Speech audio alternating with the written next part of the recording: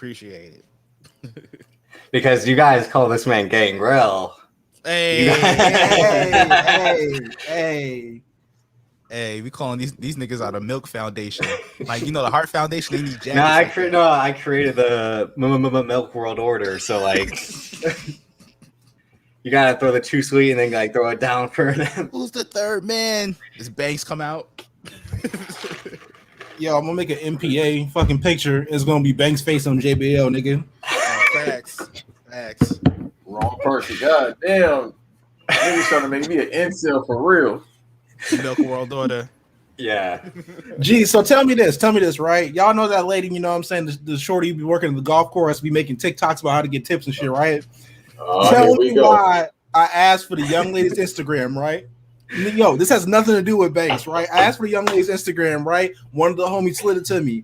I go to the page, and guess who the fuck followed her already? This nasty ass nigga Banks, bro. I did that last night. Well, first of all you had to do was go to her TikTok.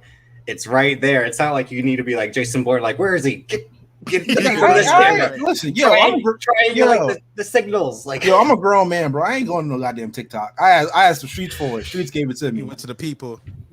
But nah, I feel you. Hey, man. At the same time you did that. Same time you did that, I sent Banks a screenshot like, bro, really? Like, this is what we on? Same time, G. I tweeted like legit, like that's how, because I golf. My dad's a golf pro. Like that's how car girls be. Really, it's like kind of a prerequisite to be like that.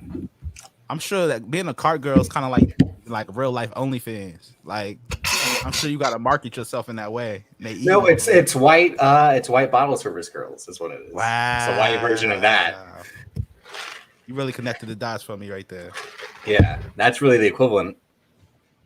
Because again, guys, that golf course is based off what my dad tells me. Is like, this guy owns this in town. You know, this guy works there, and they do this and that. It's all like white guy. Every 1 out of 4 white guys has a connect somewhere or is in charge of something. Right. And they all go to the golf course to get drunk as fuck and gamble and all that shit. It all makes sense. Wow. The other one, this guy here, he owns slaves. Who? Whoa, brother, whoa. Now you see now he's taking it too far. Oh, now look at him. Yeah. What is going on, bro? He spilled that secret, man. He got canceled. See, they heard him. What the hell? No, Illuminati heard him. That was the feds. That was the that was me. He's trying to change hats. Cut his Wi-Fi. Cut Cut the shit. Vince McMahon, like, cut it. Take the phone away from this nigga. Come on, G. Come on. Spilling secrets now. Anyway, but Banks versus Davis, episode 9. As you can hear, we got 2 special guests. Can y'all introduce yourselves, please? Yo, man. RNC Hall and Nash. You know what I'm saying? Van X Black Variants in the building, man. You did. You know what I'm saying? RNC New Day. You feel me? You know what I'm saying? Power of negativity. You feel me? You know what I'm saying? Appreciate you guys having us on, though. I listen to the show all the fucking time, G. Oh, appreciate it. Thanks. Y'all be having me rolling middle of work, bro. It's really just Banks, because I'll do like the did he just say this shit like John Stark's like, did he just? That's real, man. That's real. But yeah, that's why we're like the rock and sock connection like that. Like a legendary tag team. But X was on the episode that we did with Winston and Donnie. Shouts to them when we talked about Snyder Cut and all that. And I remember, I think I pissed X off, being like, this man lost to some guys, like Darkseid and got shit on Thanos. He's like, this is fucking Zeus and fucking air. How you like? And I was like, really? I'm like, so one day we were gonna like have to have him on the pod and discuss this comic book movie TV shit that we're all that runs the world that we're all into. So that was that. The Snyder Cut was X's like Stone Cold saving. Oh, I know. WWE from Invasion. Like that was. This man tweets about it every day. I see. Because it's like I'm just like, and I don't blame him, because if it was hyped up as much as it was the last 3 years, and it delivered to some people. I mean, it delivered to me in terms of like not being a shit show. Right. Like the one we got in theaters, but this one's like, it's the greatest piece of cinema we have. What's that? What's my man's name who made what's that? Parasite? To me, that is cinema. Oh, I know. Facts. Yeah. X was But- crazy. That was I John Cena coming back in the '08 Rumble, bro. You know what I'm saying? Facts. with like the arms crossed, like Exposed in New York. Exactly. Yeah. John Cena legit came back, was like, "Yep, guess who's back up in this motherfucker?" And everyone was like, "John Cena's back!" Like, Had niggas most and their smartest mamas crowd. and their hoes and their kids all crying and shit and Yeah. happy. with a fucking what a time to be alive. Then remember when John Cena? We'll say that for another day when the GOAT will bless us with his presence inside the squared circle. Oh, he'll be back in 2 everything. months, bro. But that's not the same. His match is gonna be sponsored by Fast and the Furious. It'll be a double feature. It'll be Fast 9 and the Suicide Squad. Yo, bro, I swear to God, he's gonna be tagging with Vin Diesel at SummerSlam. Wait till we see 5'5" Vin Diesel in the ring. Right, he gonna get exposed. How short him and Rey Mysterio gonna go nose to nose.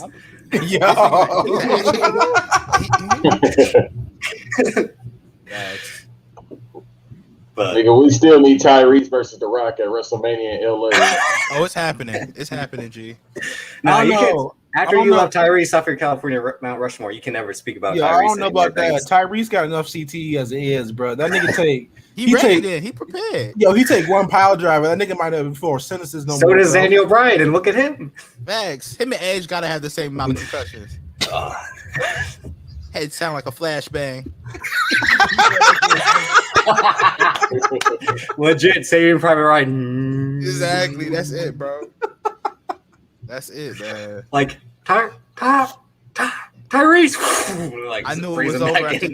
the Django. Y'all seen the Django demo tape he put out, man? Come on, G. He's gone. That man's off his rocker. Wasn't he shaving the coochie like right before the G, like Grammys? 3 weeks ago, like on Instagram, casually. Had niggas in the same room later that day. That shit was wild. Oh yeah. And I said this to Biggs before, like this man almost He cost was Jimmy Ivy and disgusted Dr. doing it. Dre a $4 billion deal. Yeah, like I don't know, man. He's ridiculous. Shout out to Niggas an Tyrese. agent of chaos, bro. Facts. Just like that's why you don't Wade Wilson. Facts. He's a real American hero.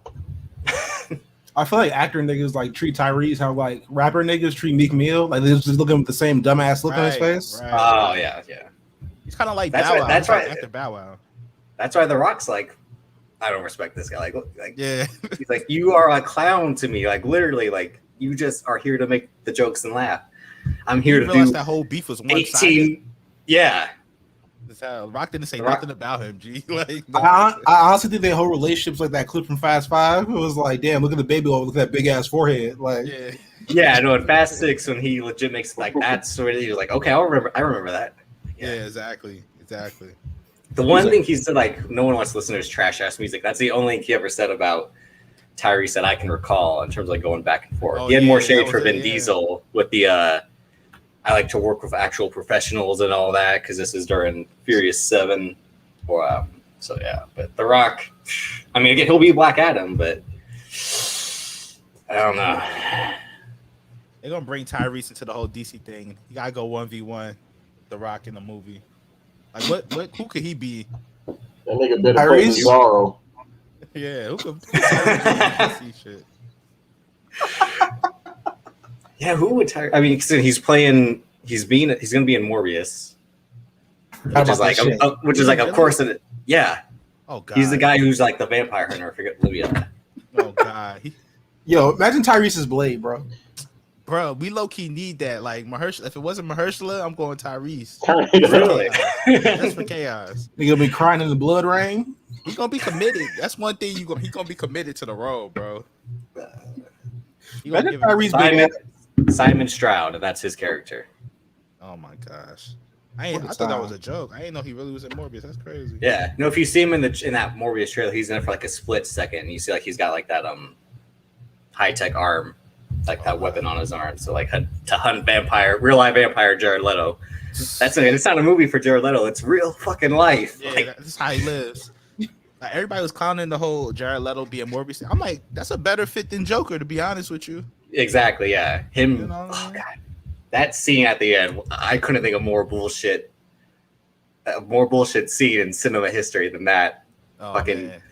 40-minute conversation What no 40 Meanwhile, minutes, nigga? It felt like 40 minutes. So they're like, we gotta watch out. Superman could be here in a minute. Let's have a 6-minute Stephen A. Max Kellerman first take debate, and then this man shows up, and we're like, oh shit, we forgot. Hold up. Ben Affleck and Jared Leto first take might go crazy. Hold up now.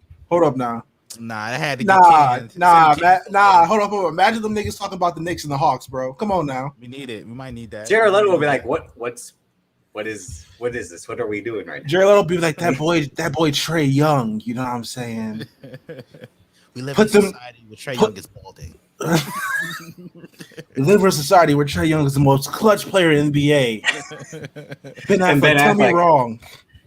Ben Affleck would be like, Ben Affleck's my guy, MVP of, forever, but still, he'd be either drunk off his ass or depressed as fuck. Or texting J-Lo. To be fair, all three of them is like the ingredients of the greatest actor of all time. All right, bro. You know what I'm saying? Jared Leto, come on. No, Ben Affleck, bro. Depressed, I was just drunk. You know what I'm saying? You need a little bit of depression. That's why. Get him some Casamigos in that bitch. You know what I'm saying? You got J-Lo with it, bro. That's greatness right there. Craziest thing, that really is like, he's at his best when he's at his worst in life. Like, I know that's a shitty thing. Because, I think that's why I love him so much. It's because he's like legit like sad boy king. Like, man. And he's like, Batman broke me, but it's like, and the whole thing about like his Batman script, someone said like, this shit's amazing, but if you do this, you will die. Like this will kill you because it's going to be so much for you to handle. Does that make Ben Affleck the Weekend of acting, bro? Like, pretty much. We don't want the pop hits. I want the cocaine. I like the pop, but again, I like the pop hits every once. I like the pop hits as well. But yeah, he's legit like Pop Weekend. I prefer Pop Weekend, but a lot of people like the R&B sad, kill myself, version of that. Nigga, bro, Weekend's last album, he literally told Shorty to kill herself with him, bro. That shit is some wild. That's what I said. That shouts to Chris Ann. I said that with Chris Ann and Banks on the air, where I was legit like, when I want you to OD right beside me, that's like you feel that shit in your heart. Like, let's fucking go. It's like a Braveheart battle cry. I respect it. You know what you ain't about that, then what the fuck you here for? That's Hall of Fame Dimer, bro. Hall of Fame Dimer on 2K. That's some Jesus and Mero Michael Anthony shit, bro. Fuck out of here. Floor General, Hall of Fame badge. But yeah, no, that's first, and then I might go last, but I might die. Yeah, it makes me like, did you actually dead? Yo, he gonna have the needle in his arm. Like, hold up, did you do it already? Hold up. All right, cool. All right. My spoon ain't hot enough. You know what I'm saying? Hold on. Yo, I got shit to do tomorrow. Hey, can we really be honest about the Weekend, bro? Can we just acknowledge this nigga that he's the Bubbles of the R&B game? You know what I'm saying? Him and Bubbles from The Wire, the same person, bro.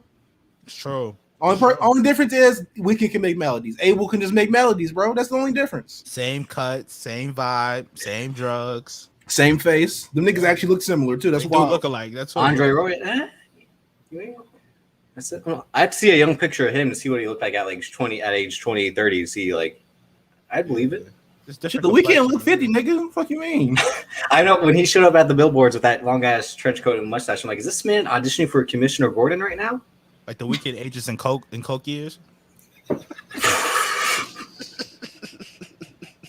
Coke years, dog years, same thing. That's crazy. Cocaine's a hell of a drug. I've heard.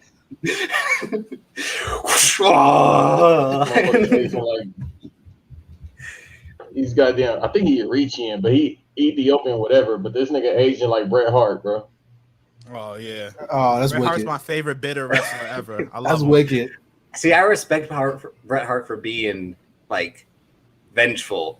Because as someone who holds a grudge, I respect Bret Hart for being like, Vince McMahon, he fucked me over, but it's all right. And then Eric Bischoff, that stupid piece of shit. Like, bro, to the day he dies, no one keeps the energy like Bret Hart. G. Yeah, I'll respect him for that. Two niggas keep the energy. Bret Hart, 50 Cent. You know what I'm saying? Yeah. Mm-hmm.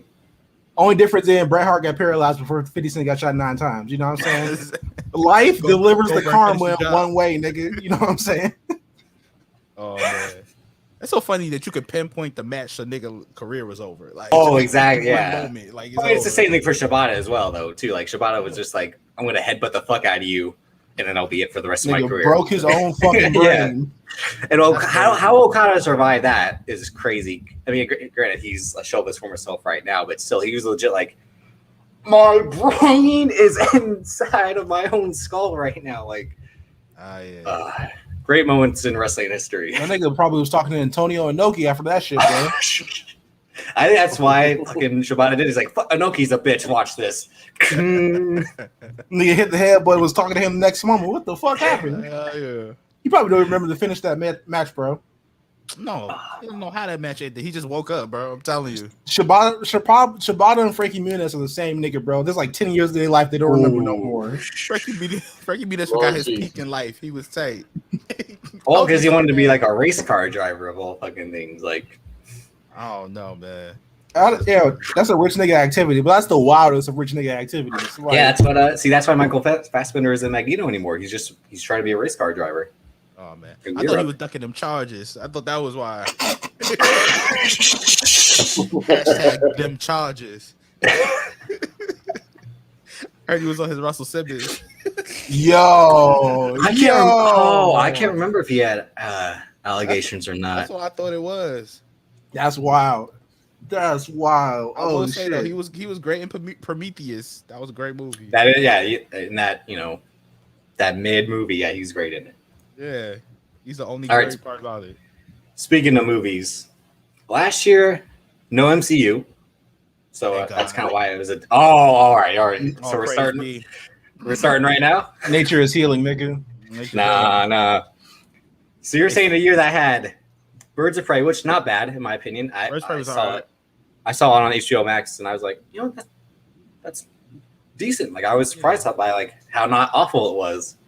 It was a fun movie. Like it was kind of just like it's a fun watch. You know what I mean? Like it yeah, exactly. World, but it was fun.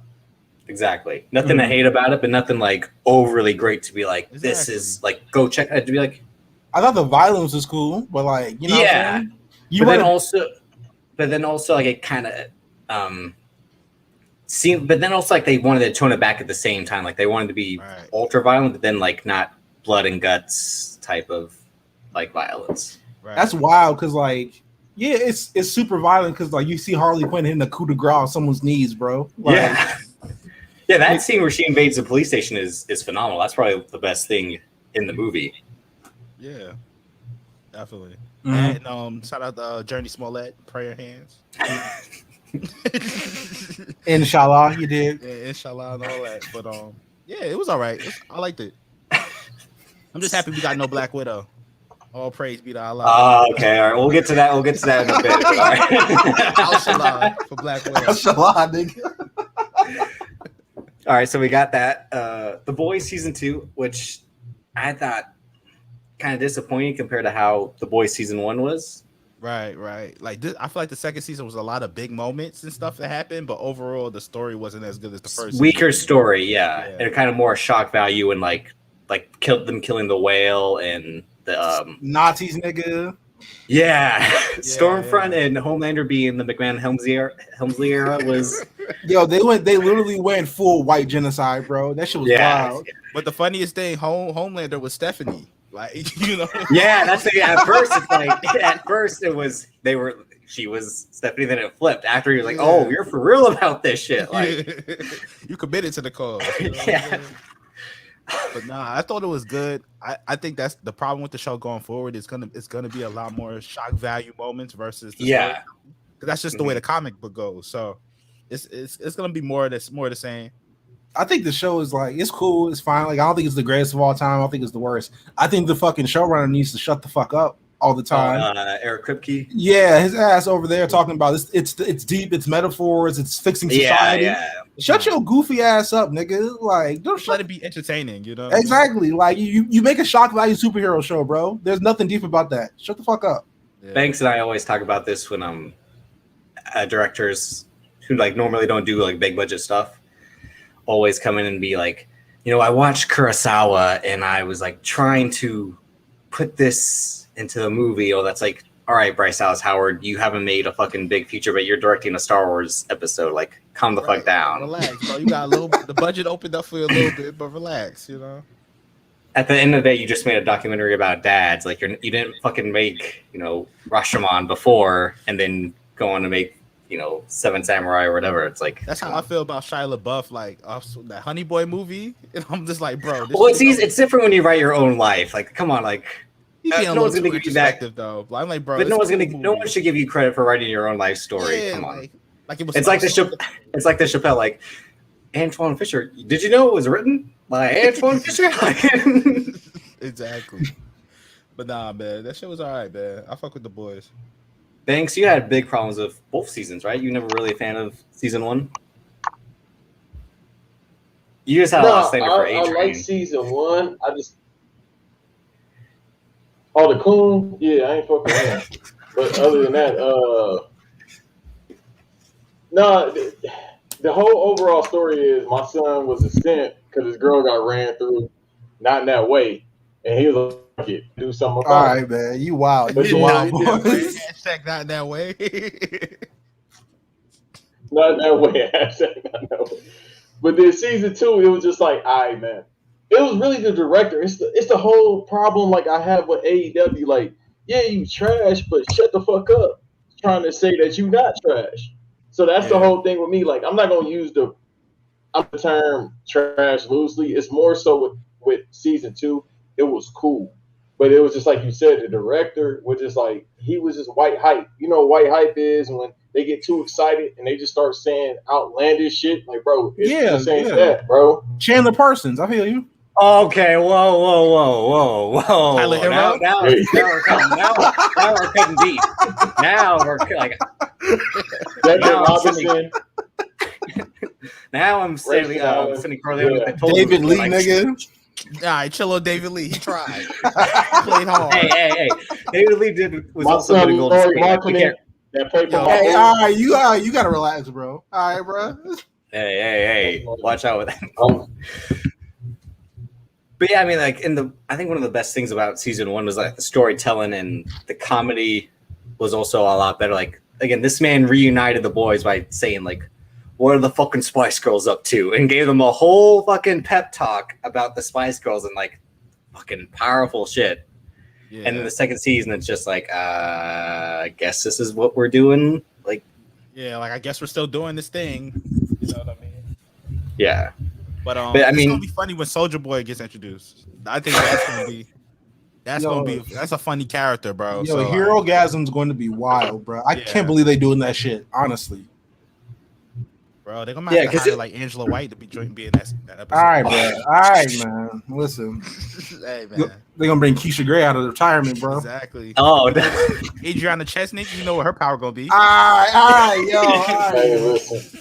This nigga out here casting an Aqua Girl, bro. I'm sick. Nasty. Hey, Adriana Chestnut for Mara and Flashpoint. I was gonna say Banks heard Keisha Gray and his eyes went like. You see how his eyes lit up, nigga? Yeah. I ain't know she retired, man. X out here breaking news, bro. Hey, man, the Milk Foundation. MPA, nigga. For life, like.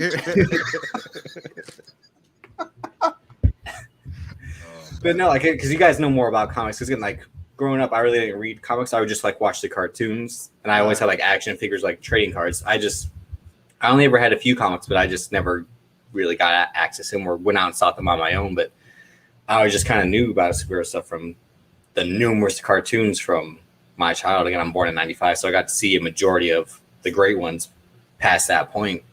Like Batman, X-Men, Spider-Man, all that. Exactly, yeah. So that's kind of how I know. And then I'll read online. That's the thing with the internet now is like you can catch up on so much just by reading like summaries or the Wikipedia page, etc. Wiki fandom. And what I know about the boys is that they dialed back while still being, like all the gore and like violence and like shocking shit. But I know that the comics, like Banks said yesterday, like it's way worse in the comics in terms of like how dark it is. Like for example, like the scene with Starlight is that's the one in particular where I was like the whole team. I was like, oh my fucking god! Like if you did that episode 1, no one would, like we can't watch this. Like Amazon would not have bought that shit. Niggas ran a gauntlet match on Starlight, bro. Yo, all right, man. All right, dog. It's crazy to me. All right, man. Seth Rollins going an hour being like facts. Iron Man match. He was like Roman Reigns, then John Cena, and then who? Yo, who come do you on, want bro. from me? Like the whole 2016 SmackDown roster she had to run through, man. But yeah, so like season 3 will Yeah, be they're coming going out. through that Kofi run. Kofi, Oh, exactly. Man. All right, yo, Ambrose. man. All right, dog. And they announced a spinoff where about like where you go to college to be a superhero about that. So again, Amazon's getting fully invested in that IP. Right, yeah. As well. It's a moneymaker. New Mutants, I watched Friday night.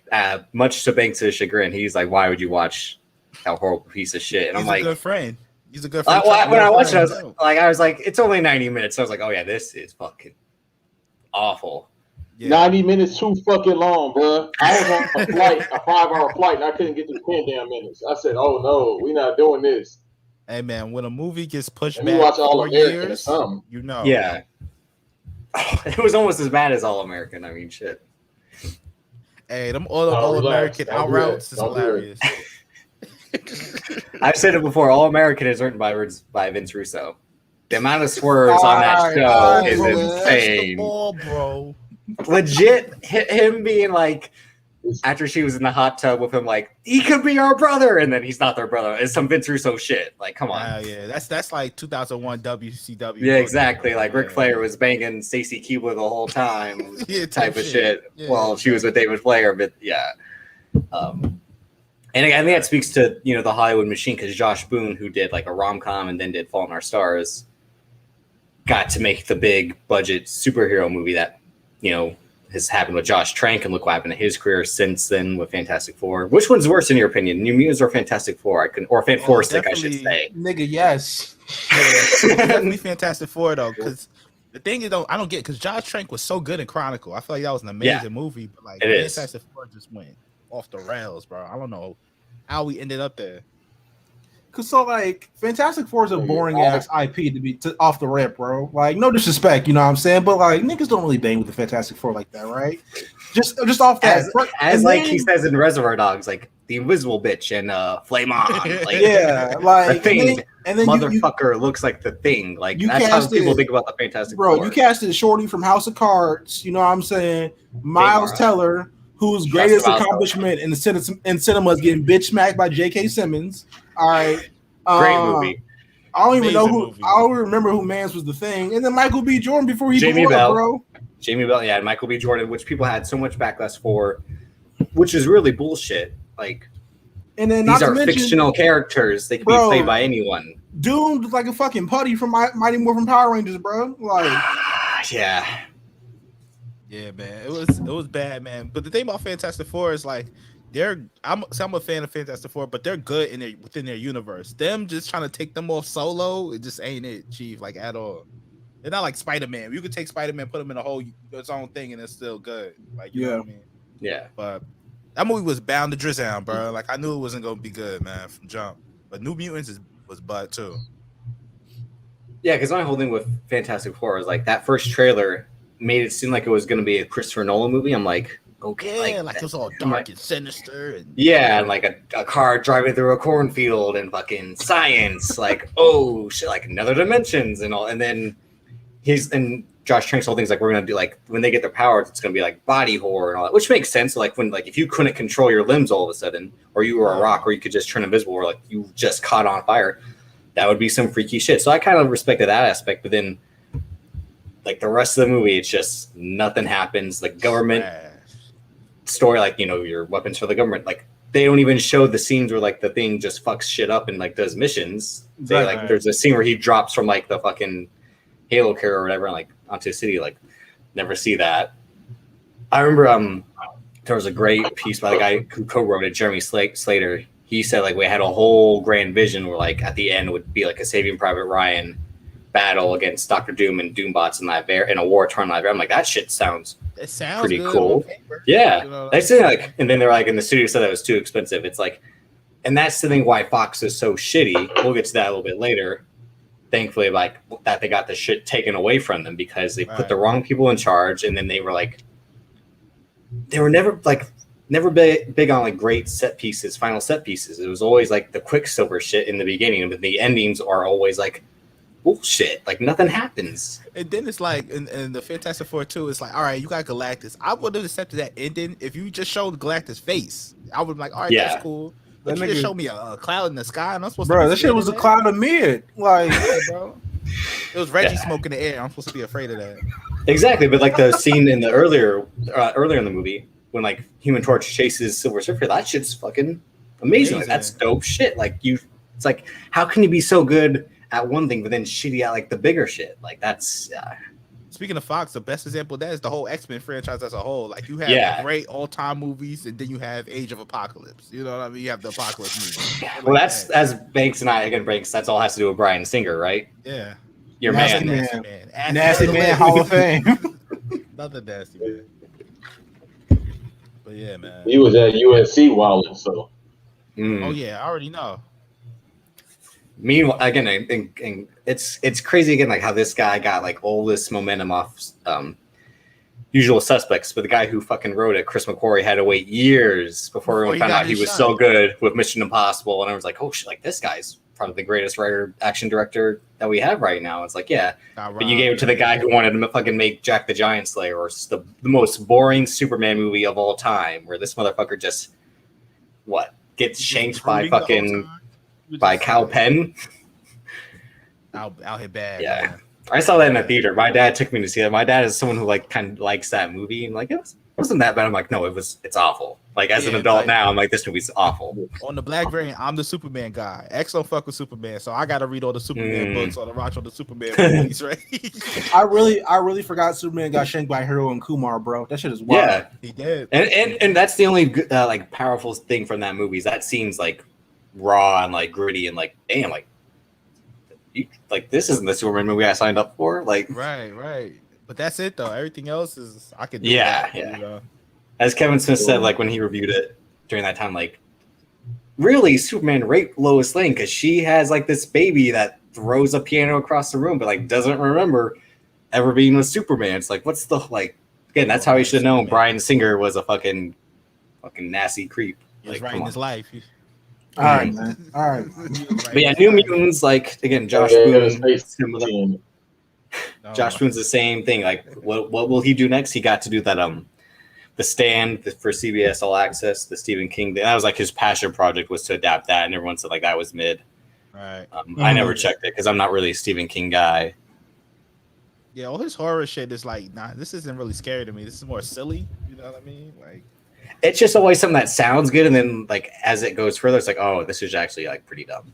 Right, like it was funny to me. It's a comedy. No, yeah, am I supposed to be laughing that these kids are throwing rocks at each other? Like, yeah, like my son Georgie got cleaned up. Like, yo, he got the Winter Soldier treatment. Like I laughed at that. I know that was supposed to be a scary scene. I laughed. I chuckled. How dumb can a child be? Yeah. Popcorn. I'm like, what the fuck's going on here? Like, bro, just make another one. G, like, to be fair, he had just hit his head on like the construction thing, so he had CTE. Let's cut the kid some credit. He got a concussion at like 9 years old. Bro, the fucking clown was drooling like Shorty and Scream, bro, with the close-up camera. Shit coming out the nose, bro. Like, come on, man. Just at the surface level, let me talk to the man in the sidewalk grate. Like, let me talk to him. You know what I'm saying? Yeah. And I was always freaked out about those things before that. Like, as a kid, I was always freaked out, like, shit, if shit goes down there, like, you ain't never getting it back. Never. Like, it's over, bro. Yeah. You know how many baseballs and shit we done lost? Exactly. It's just gone. And then another thing I don't get about Stephen King is, like, he has, like, weird scenes. Like, I've read the It book. And then the whole thing. About they all like have an orgy. Yeah, something like that. Yeah. This doesn't fit into what you're trying to do, bro. Nasty man shit, bro. Yeah. Well, like, to be fair, it's that. Speaking of at the end when they first defeat the clown as a kids, like they all like the 13-year-olds have an orgy or something like that. Yeah. It's mostly a gangbang, but whatever. Yeah. To be fair. Yeah. It's weird, dog. Again, Stephen King, cocaine's a hell of a drug. So. I think he said he wrote Cujo over the course of a weekend. Had no idea that he wrote it. Like he just woke up and it was written. He's like, "What the fuck?" He was just on a coke binge, right? Exactly. No, like that's legit the story. Like how he did it. He was like, next thing you know, woke up, had Cujo right in front of me. Like what? Could you like if you made a movie or like an album with like no recollection if it was like and it was like well received like can't remember a fucking thing. Yeah, like I can't front though. Sometimes I be so high doing the podcast. Sometimes like I be forgetting to do the episode. It come out and I be like, damn. I forgot I said this. I'm glad because I do that shit too. People be tweeting us certain things we saying. I'm like, I don't remember saying this. I was I've texting you before. Like, we actually said that shit. Yeah. That's podcasting in general. I think because it's like you're in the moment and it's like you're not trying to be scripted. Otherwise, it wouldn't come out the way if it did. Like people just yeah. But yeah, New Mutants. Y'all know that's every podcast I do. Yeah, that's because you do. That's because you do 1800. You catch the Holy Ghost, bro. You just let it take you. Thanks to 2017 Dean Ambrose of podcasting. I swear, he doing all the house shows, all the pay-per-views. Dean Ambrose, well, he's gonna be GCW champion so bad because Kenny Omega getting there. That's the next belt he's gonna take. He's gonna take the black championship, then the think pieces. For the cultural title. That's wild, bro. He's gonna take ROH champion. He's gonna get the hardcore title. He's gonna get all that shit. Oh yeah. That nigga saw the New Japan WWE news was like fuck. Like oh yeah. He gonna be mad when his lover win the Intercontinental champion. When Coda wins that IC belt, he gonna be taken. That's he's only gonna be taking. He's like, you could have been better. You could have been so much more. It's literally gonna be like, you were my brother, Anakin. I loved you. Like, join them. Yeah. Meanwhile, as Kota Ibushi again is like, wait, what match just happened? Like, because he's exactly he don't know what happened. That's the story of his life. Like, what the fuck did I just do? Yeah, because he always jumping off of shit. I never see a wrestler jump he off might be so much Stevie shit.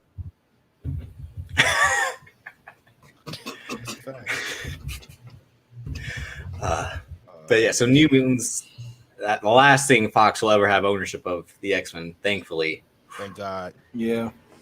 Wonder Woman 1984. What an abomination. All right, so like it's not like I've seen niggas say like it's Thor bad.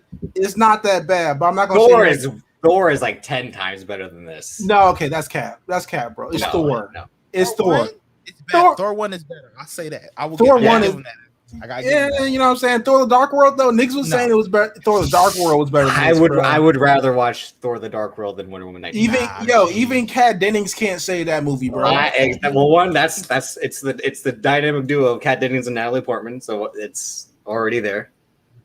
And two, I'm an MCU stance. Like I'll take that over anything. Thor the Dark World is some nasty shit, bro. That's some nasty shit. Yeah, fair enough. It's like being a Hulk fan, bro. But nah, Wonder Woman 84 is just so disappointing, G. Like it really was. Damn. And to be that long as well. Like I said this to Banks last week when we did Army of the Dead. Like for some reason when I put it on, it was like 2.5 hours. Like it's like, why did I expect it to be less than 2.5 hours? It's a Zack Snyder movie. Like I should have known it was going to at least go 2 Broadways.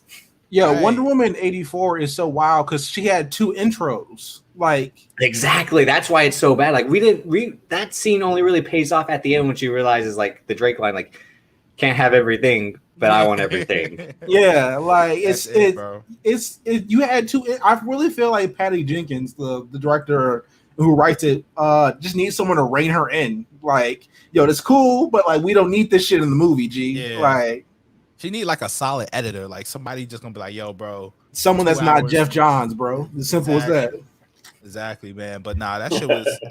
I wasn't a fan of Wonder Woman 84. I'm like, I thought it was okay, but like, I'll throw it back for background noise. You know what I'm saying? But like, I ain't watching that. That's even bad for background noise because you got to hear fucking Kristen Wiig do her thing and like. All right, it was all right. Pedro Pascal was great, but like, Pedro Pascal was committed at least. Can we talk about how much range Pedro Pascal, you know what I'm saying, has? The nigga was the most dedicated father in Star Wars history. Yeah. And then he became a deadbeat.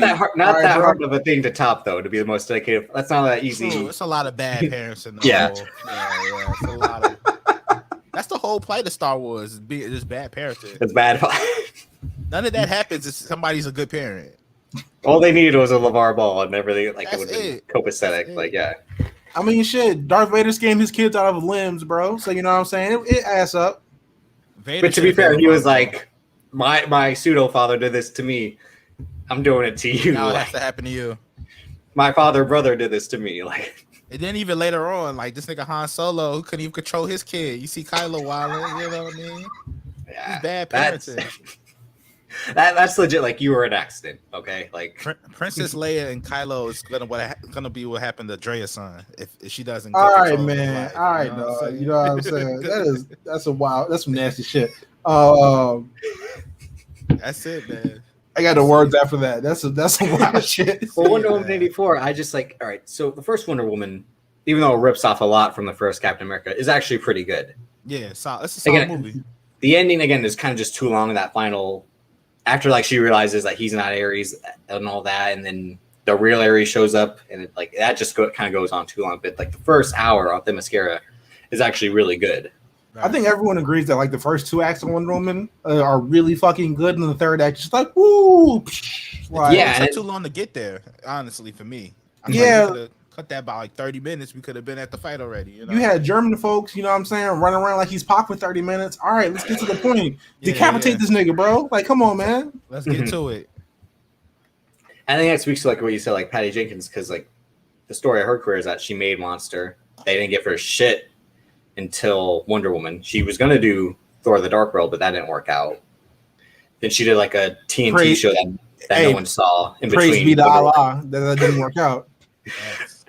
She did this TNT show between both Wonder Womans, and that I was like, yeah, this isn't really good.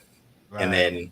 And I think that's why she got, like, that's why it has to be 2.5 hours. That's why it has to be so grand in it, because, like, she's trying to do all she can while she can. So I respect it in that aspect, because, like, female directors in the industry really get, like, fucked over. So I can respect her trying to do the most, but again, it's like, it's the most that isn't good. Yeah, but like she might be the Pat Bev of directing, bro. You know what I'm saying? She trick y'all, Patty Jane trick y'all. She might be the Pat Bev of directing, G. You know what I'm saying? Cardio, it's a lot of cardio, X. She about to do a Top Gun Star Wars movie, bro. Like, come on, man. Yeah, that too. I'm like, I'm here for it, but then again, like, I know it's gonna be disappointing. Jimmy Butler at 3 a.m. All right, man. All right, dog. Why you doing to me like this? No, who would be the Jimmy? Jimmy Butler of shit, that's easy. The Russo brothers.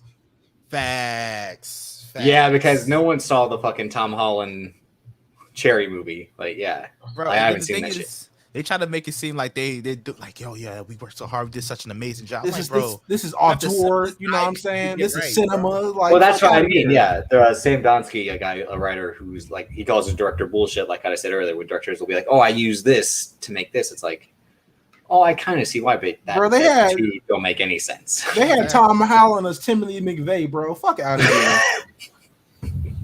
Yo, think about it though. Like they were handed the 92 Dream Team and was like, "Go win." Like, that's not a hard coaching job. Yeah. Like, any of us could have did that. And their next thing is a Netflix action movie with Ryan Gosling, Chris Evans, and I believe Anna de Armas. I'm there for it. $100 million budget. Like, come on. Oh, it's at least 200. Yeah.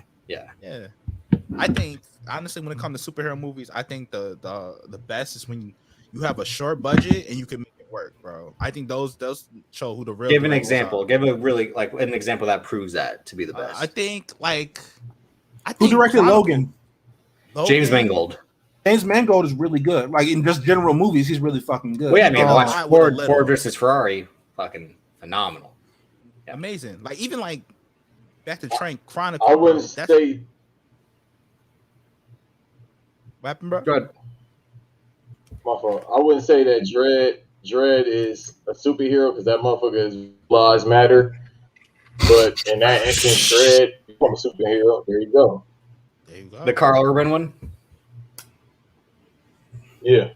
Yeah, Carl. And that was famously written by Alex Garland, who's then done Ex Machina, Annihilation, that show Devs. Yeah. But the guy who directed, they say like he was fired, I think, halfway through, and then Alex Garland took it. It was something like that, where like there were two directors and they gave the guy credit or something like that. Like what happened to like Rogue One with like Gareth Edwards and Tony Gilroy. Or in fucking Solo, the fucking directors walk off halfway through that shit. Oh yeah, Phil. Again, and look what happened. Lord and Miller got proven right with Spider-Verse that their vision's right. Yeah. And that the Hollywood template of Ron Howard's boring ass direction is done. Like we don't need that shit. We need his something. Shit is dated, bro. It's dated as fuck. Yeah. Yeah. That's I mean, those guys got a fucking Oscar. Yeah. They got an Oscar, Golden Globes, Critics' Choice. You know what I'm saying? They were in the fucking gauntlet, G. Yeah. Yeah. But I mean, sure, and Ron Howard has an Oscar too because he made a movie about a motherfucker writing on windows about mathematical stuff. Weirdest shit. Oh yeah, that's Spanks and I's whole thing is like the Oscars don't mean shit. Yeah. Shit is crazy, man. But again, that kind of wraps it up again with no MCU, which has dominated really the first half with WandaVision. Great. I like a whole bunch. Oh, okay, all right. And then The Falcon and the Winter Soldier, which I'm like a little bit like, once I found out the guy who was a showrunner was a writer for Empire, I'm like, oh, that makes so much sense now because it's Malcolm Spellman. Oh, that's some good shit, man. Yeah. Hey, bro, I thought Falcon and Winter Soldier was great until the last 2 episodes, bro. If the whole show was 2 through 5, that shit would be classic, bro. Elite. Well, that's why me and Banks are on the train of like it should be a movie. Like they really could just made a whole movie out of this instead of a TV show. That's what both WandaVision and Falcon and Winter Soldier. They're just long ass movies. You can tell me it's a show all you want, but they're just 6-hour movies, bro. They feel the exact same way with all the same beats. It's kind of like movie segments, like you know what I mean. Like they're all the same beats as a movie. They don't really look like TV shows either, or feel like them either. They're long ass movies, G. Like, yeah. But I feel WandaVision uses the TV landscape better because they get to do the tropes of the 60s, 70s, and all that. So that's what makes it feel and work as a TV show. Yo, no disrespect, but WandaVision has some stat padding, bro. You know what I'm saying? Like, they had that sitcom shit to fill time. They killed off 3 weeks just off the sitcom shit, man. Everyone's like, this is so different, nigga. We got fucking Kitty from the 70s show in this bitch, bro. I don't give no fuck. Get to the action. WandaVision did benefit from the suspense of the last episodes, like with the cliffhangers and the conversation that happened online around it. I think that was a benefit of them making it a series versus a movie. But yeah, like they're saying, get to the action. Like it's fucking the Vision who always got his ass kicked. And always jobbed out. Scarlet Witch, who like she's just gonna throw spells at people. It's not gonna be like what we expect from Falcon Winter Soldier, like the gritty hand-to-hand combat. I'm not expecting niggas to throw hands, bro. But like I'm just like get to the meat of the fucking story, bro. I don't give no fuck about her kids. Like yo, Vin, what you say about the DLC, bro? You're Brock Lesnar. Yo, they all Heath Slater. Yo, they auxiliary. About your kids. They auxiliary, G. They don't get no fuck about Agatha Harkness, G. Come on, man. Okay, whoa. Come on, man. Catherine Hahn was putting on like she always does. Hey, 40-40. But hey, man, come on, man. Get out of here. Facts. That shit kind of heavy-handed. The hints too. Like we knew it was Agatha, bro. I mean that shit. Too, that shit. And like everyone's like, oh my god, her. Nigga, everyone in the team got the same trauma, bro. Come on, man. Come on. Nigga, Thor lost his whole world and his pops and his brother and his kind of sister that tried to kill him, bro. Come on, man. Like, facts, man. Fuck out of here with that. Because you know the main reason why they did that shit because they wanted to, the people that actually read comics like us, they wanted to give us a little leeway with, this is House of M. It's the kids involved. Nigga, I ain't seen Professor X cut a promo yet, so this ain't got shit. Exactly. This is bullshit. I think they benefited from the conversation. Fuck out of here. The thing that hurt me with the show really was like some of the theories surrounding it. I'm like, all right, y'all doing a little too much with the theories, bro. But niggas doing the Game of Thrones shit all over again, bro. Like, come on, man. Right, bro. But motherfuckers was annoying me with that shit. All you kept seeing is motherfucker. Yeah, so that right there, that 4 that you see at that address signifies that. Here, I'm like, is Dr. Umar things in this goddamn show? Bro, niggas start doing 5% of math. I was like, all right, G. Keep it a G. Niggas, at one point, niggas stopped talking about the show, just talking about theories, bro. Like, niggas really did not care what's going on. They're like, oh, man, I just can't wait to see Mephisto. Psych, nigga. Like, yeah, like the theories really overshine what the show was. And I feel like it took away at a certain point. Because even when it ended, people were still talking about the theories rather than the actual ending of the show, And then, like, they did that Luke Skywalker shit to keep people interested the whole time. Bro, I don't get no fuck. Like, yeah, man, I didn't get that. I didn't get that at all, man. But shit's crazy, man. Niggas was acting like they care about Vision. Stop capping. Stop capping. I like. And then they KKK Vision came on the screen. Hood included. I'm like, this is ridiculous. Y'all talked about that bitch, and I said, y'all just talked about that bitch, and I said in the Discord, the Geek Squad Discord, shouts out to them. I said, yo, this bitch really said, I'm gonna put privilege over a bag. You know how insane you got to be? I don't care what color you are. You stupid bitch. You better get that money. you better get the check, man. Always get the check. Yo, then you can donate to Trump and whatever foundation. Hey, truth be told, yeah, man.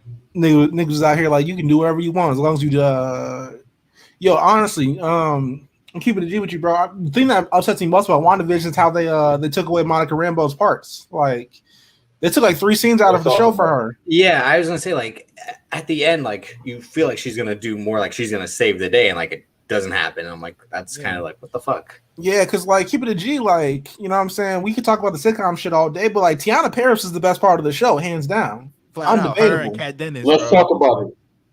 Her and Kat Dennings. Like they were the best part of the show. They literally carried the show. They connected like the bullshit, the reality with like what's actually going on. You know what I'm saying? The real world in the MCU at that time. And then like Scarlet Witch was out there, fucking Elizabeth Olsen was out there just running around, bro. You know what I'm saying? Doing faces, nigga. You were enslaving people. Come on, man. That third eye, brother. Not like she caught, like she Russell Simmons. But keep going. Hey, that's some nasty shit, bro. But yeah, man. And that's like the show. It got with the memes with the Agatha all along and the dual visions and all that, and then everyone was hyped about Jimmy Woo and like, oh, I want to see like a Jimmy Woo X-Files show. That was called Agents of S.H.I.E.L.D. and no one watched that shit. Thank you. Stop capping, as much as I love Randall Park, like he's great as Jimmy Woo of like being like the kind of God, what's his name? Gomer Pyle of like of the MCU being like, oh, I can like solve the crime, but like I stumble and fumble all over until I do. And again, the trio of him, Kat Dennings, and Tiana Paris, like they were great when like them trying to like solve the mystery was all good. But I mean, if they did like shorts, if it was like 6-minute episodes, like every on like Disney Plus, that would work. But like, don't just be like, oh, we gotta, because everyone loves Randall Park. Like, no one will just watch a show about that. Yo, all respect to my man's Asian Jim, bro, but like we don't care. I respect you for not knowing I was Asian, for not seeing me as Asian. Bro, just throw him in one of these movies or another series with somebody else. Yeah, like, exactly. He doesn't need to star in anything, bro. That'd be like saying they want to fucking exactly. That'd be like saying people want a Martin Freeman Ross show. Like, who the fuck wants to see him do shit? Like, nigga, FBI was on for 9 seasons, bro. Come on, man. Dun dun. Exactly. I watched enough police on my TV. Nigga Stabler just came back. It's the same shit, bro. Like, that's because that bag was always there. Like he wasn't. Like, that's always like break glass in case of emergency. It's like, yeah. He said pandemic. Oh, I'm going back home. Yeah, exactly. He was like. And again, and unfortunately, it ends, which is like one of the things that pissed me off about Spider-Man: Far From Home with the Skrulls reveal. Mm. And that was, I think, like, oh god, we don't. It's like not just the blatant, like, who's really a Skrull, who's not. It's I just don't like it really. Yeah, like the Skrull thing felt kind of forced because they really want to do Secret Invasion, but I'm like, you're that committed to Secret Invasion, like just making a movie instead of a series. You know what I mean?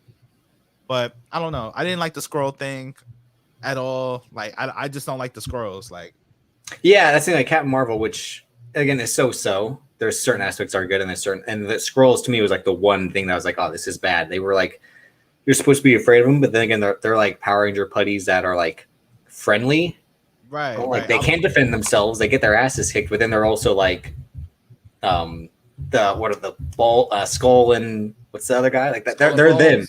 Yeah, they're like them merged with the putties. Like that's who they were. Yeah, Bulk and Skull. Yeah. Yeah. But the thing is going to be amazing because like y'all niggas young. No, I forgot. I just knew one was Skull. I was like, was the other guy Bones or Bulk? I couldn't remember. I forgot.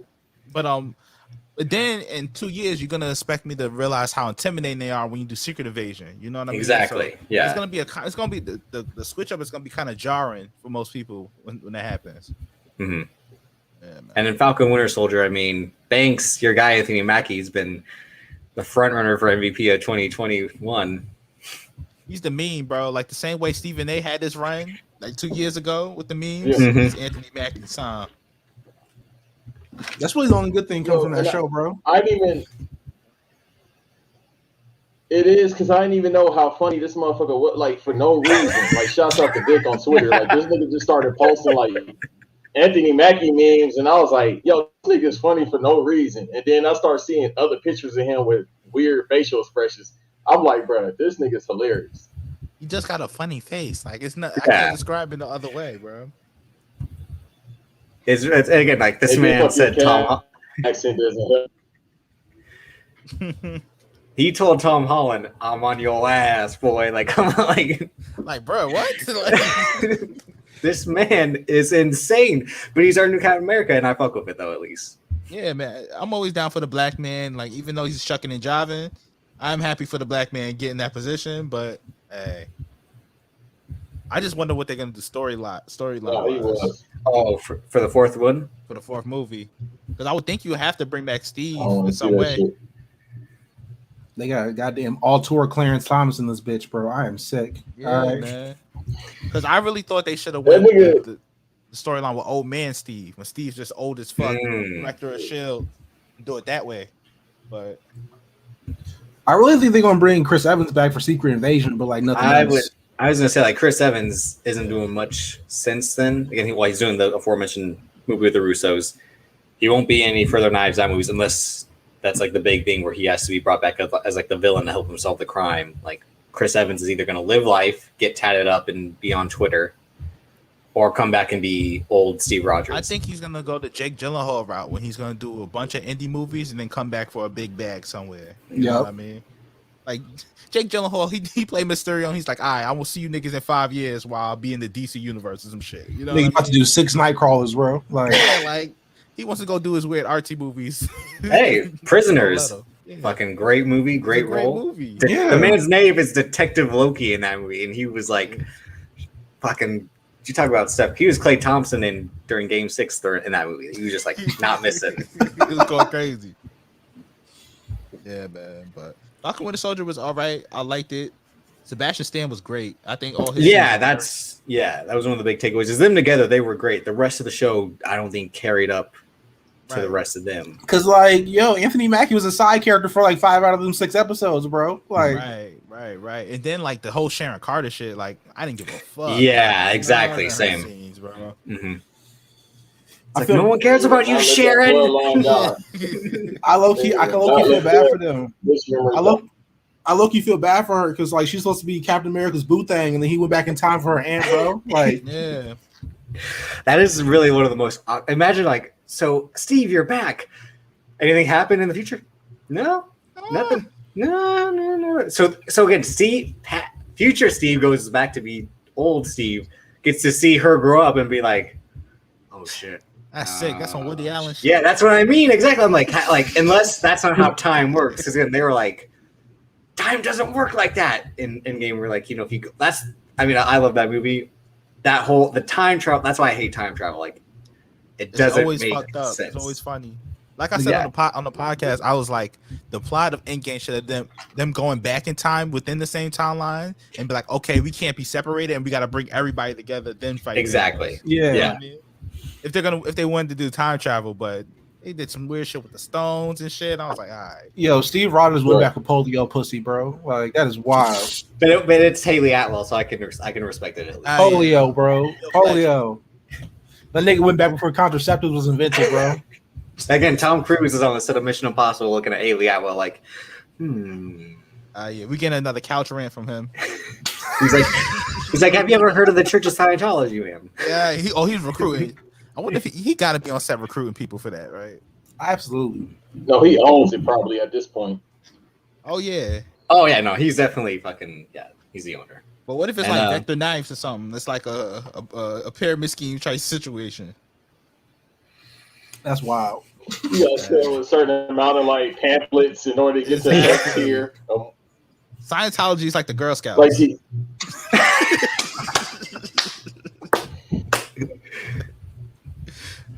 Yeah. Yo. So, You sell this, you get a keychain. if you want wisdom, Exactly. so this you get And a then pair of Dadas.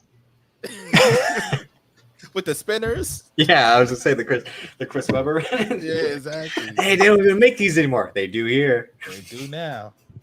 Yeah. Oh man. All right, Yeah, next up man. we got Invincible, which is again another Amazon property. This time animated because I think they realized like, hey, we can't do 2 big budget live action shows with this much violence and gore. So they were like, let's just draw the shit. They get a whole bunch of well-known people to be the voices. Right. Which I respected in that aspect. But again, they got Mahershala Ali being the voice for like 2 episodes. Fucking Jason Mantzoukas, Seth Rogen, again J.K. Simmons, the whole series. They got an A-list, an all-star team of like well-known people that you've seen in like 2 or 3 big movies or shows. Right. I think Invincible was actually really well done, except the animation. Like I was gonna say, all right, that's the only a lot of bad thing animated about shit. the show, bro. Like It doesn't bother me. I'm not really an animated guy. Like I'll say, like you people who try to praise the DC animated movies. G, have you ever seen Short Bus Shorty on YouTube? No. You haven't? You haven't? No. No. Let's pause the show. I want you to Google Short Bus Shorty right now and look at the animation.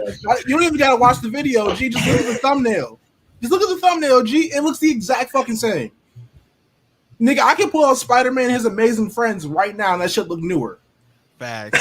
Like Invincible art look chopped and screwed, bro. Like it was crazy. Nigga, I can pull up the Super Friends right now, and that shit look more recent than Invincible, bro. Like, come on, bro. Yeah, man. What would you say is top tier animation? Both of you. What's your prime examples? Young Justice season 2. Yeah. Batman animated series is good for like the 90s. It still holds up really well, but like it's not. Well, it's that aesthetic more than anything is what I think Spider-Verse, Into the Spider-Verse. Yeah, that's different. And that's a cheat code because that's doing a whole bunch of styles. Yeah. Within one. Yeah. This isn't the same like exact animation medium, but like Star Wars, Clone Wars, the last season of Clone Wars, and Bad Batch, it's CG, but like that animation is still really good. You know what I'm saying? Invincible looks like some shit you make in a Flash player, bro. Like.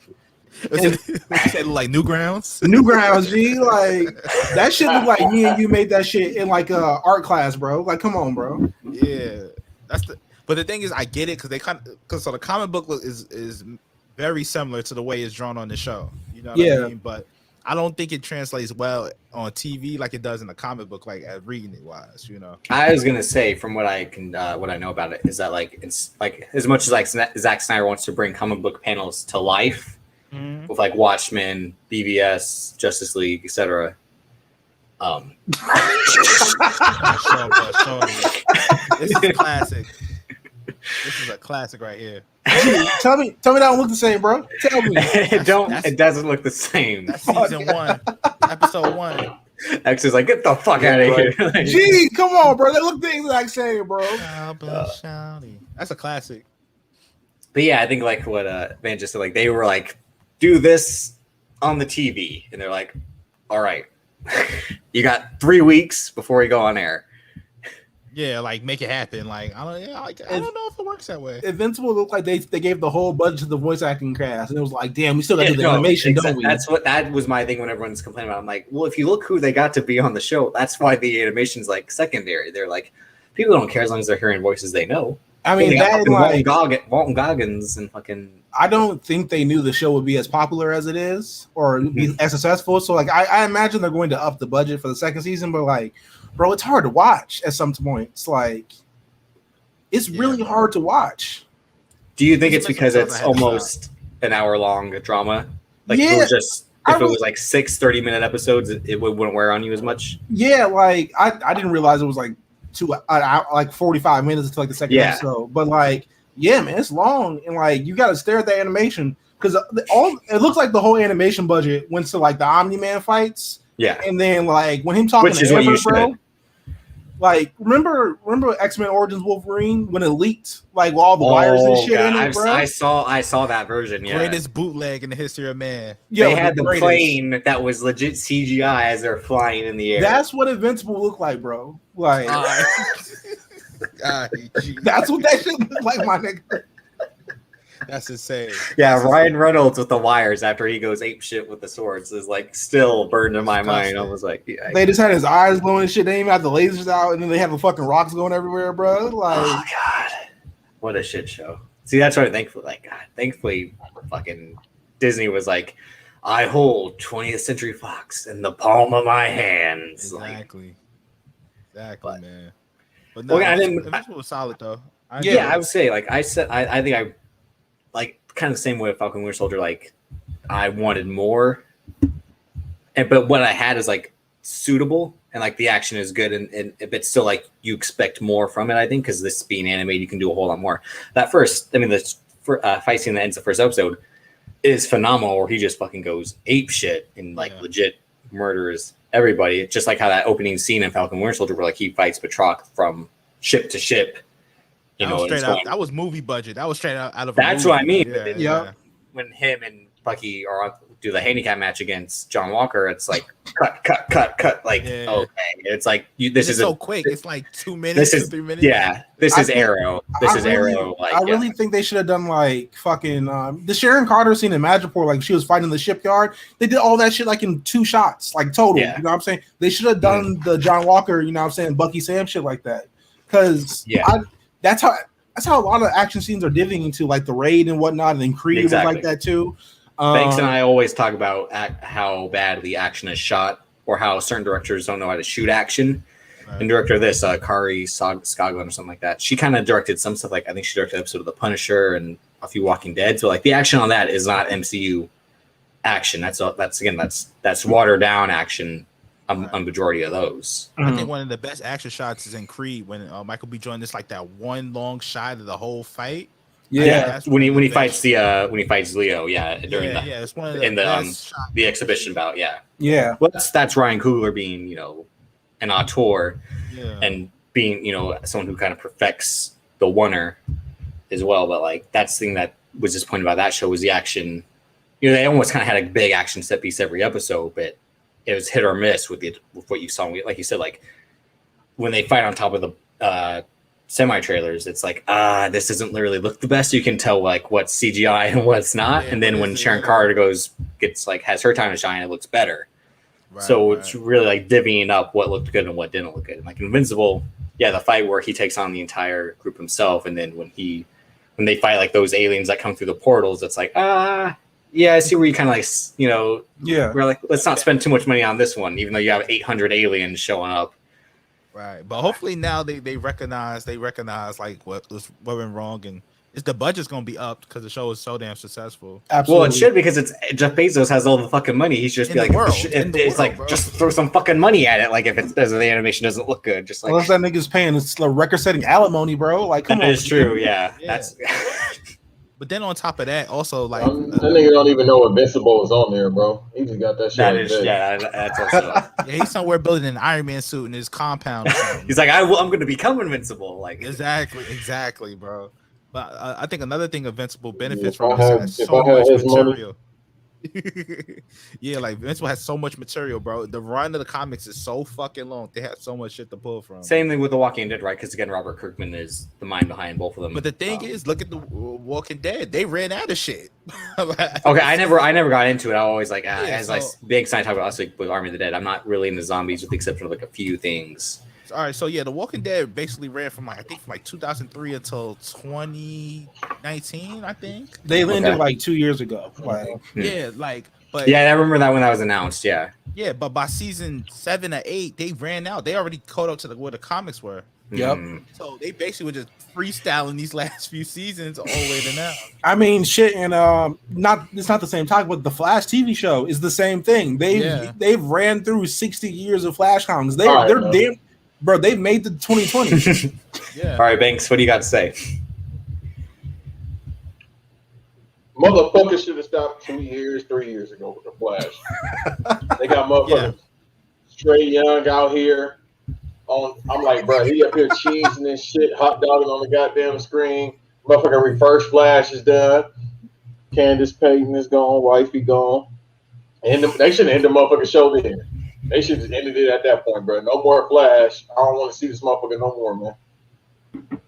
Yeah, wrap it up, send it home. But it's going out the pasture. They doing it like a Lenny from Mice and Men. Oh shit! I was like, I'm like Lenny from Mice and Men. I'm like, I was like, oh, he went there. Like, taking them out pasture. All right, I'll clean it up. They doing the show. I'm sorry. I love you.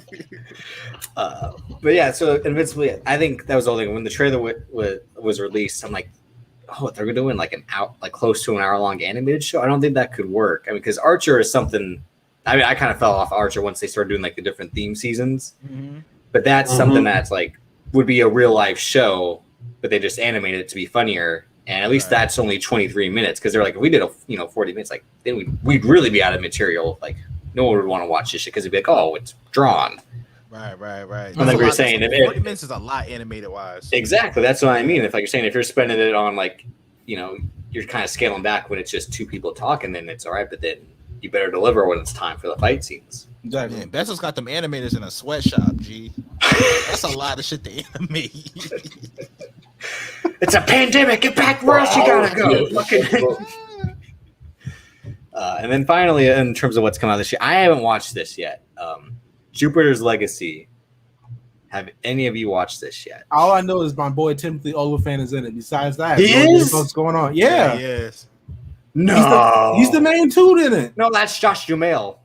Are you sure? Yeah, that's dude that's married to Fergie. Was they look the exact same, bro? No, don't you put dirt on Timothy Olyphant? No. Tell me I'm capping. Josh Duhamel and Timothy Olyphant look the exact same.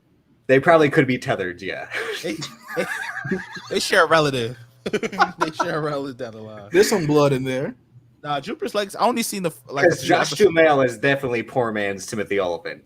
Facts. It's like Matt Damon and Meth Damon. Can I ask y'all something? Yeah. Who the fuck is Josh Jamil? Fergie's ex-husband. He was Transformers. The guy from the white soldier who's with Tyrese in all the Transformers movies. Yeah, exactly. Damn, they do look alike. Thank you. Thank you. Face is like, oh shit. They look just alike, bro. If you put their picture right next to each other, they look like them picture with Tom Holland. Okay, here we go. All us white people looking like. I'm looking at an article right now. The article says no. Josh Duhamel and Timothy Olyphant are not the same person. See the article. See, thank you, G. Like I'm not wild. That's like that SNL skit. Is it Dylan McDermott or Dermot Mulroney? Yeah. And he's like, I'm gonna go with Dermot Mulroney. Dylan McDermott. Like, shit.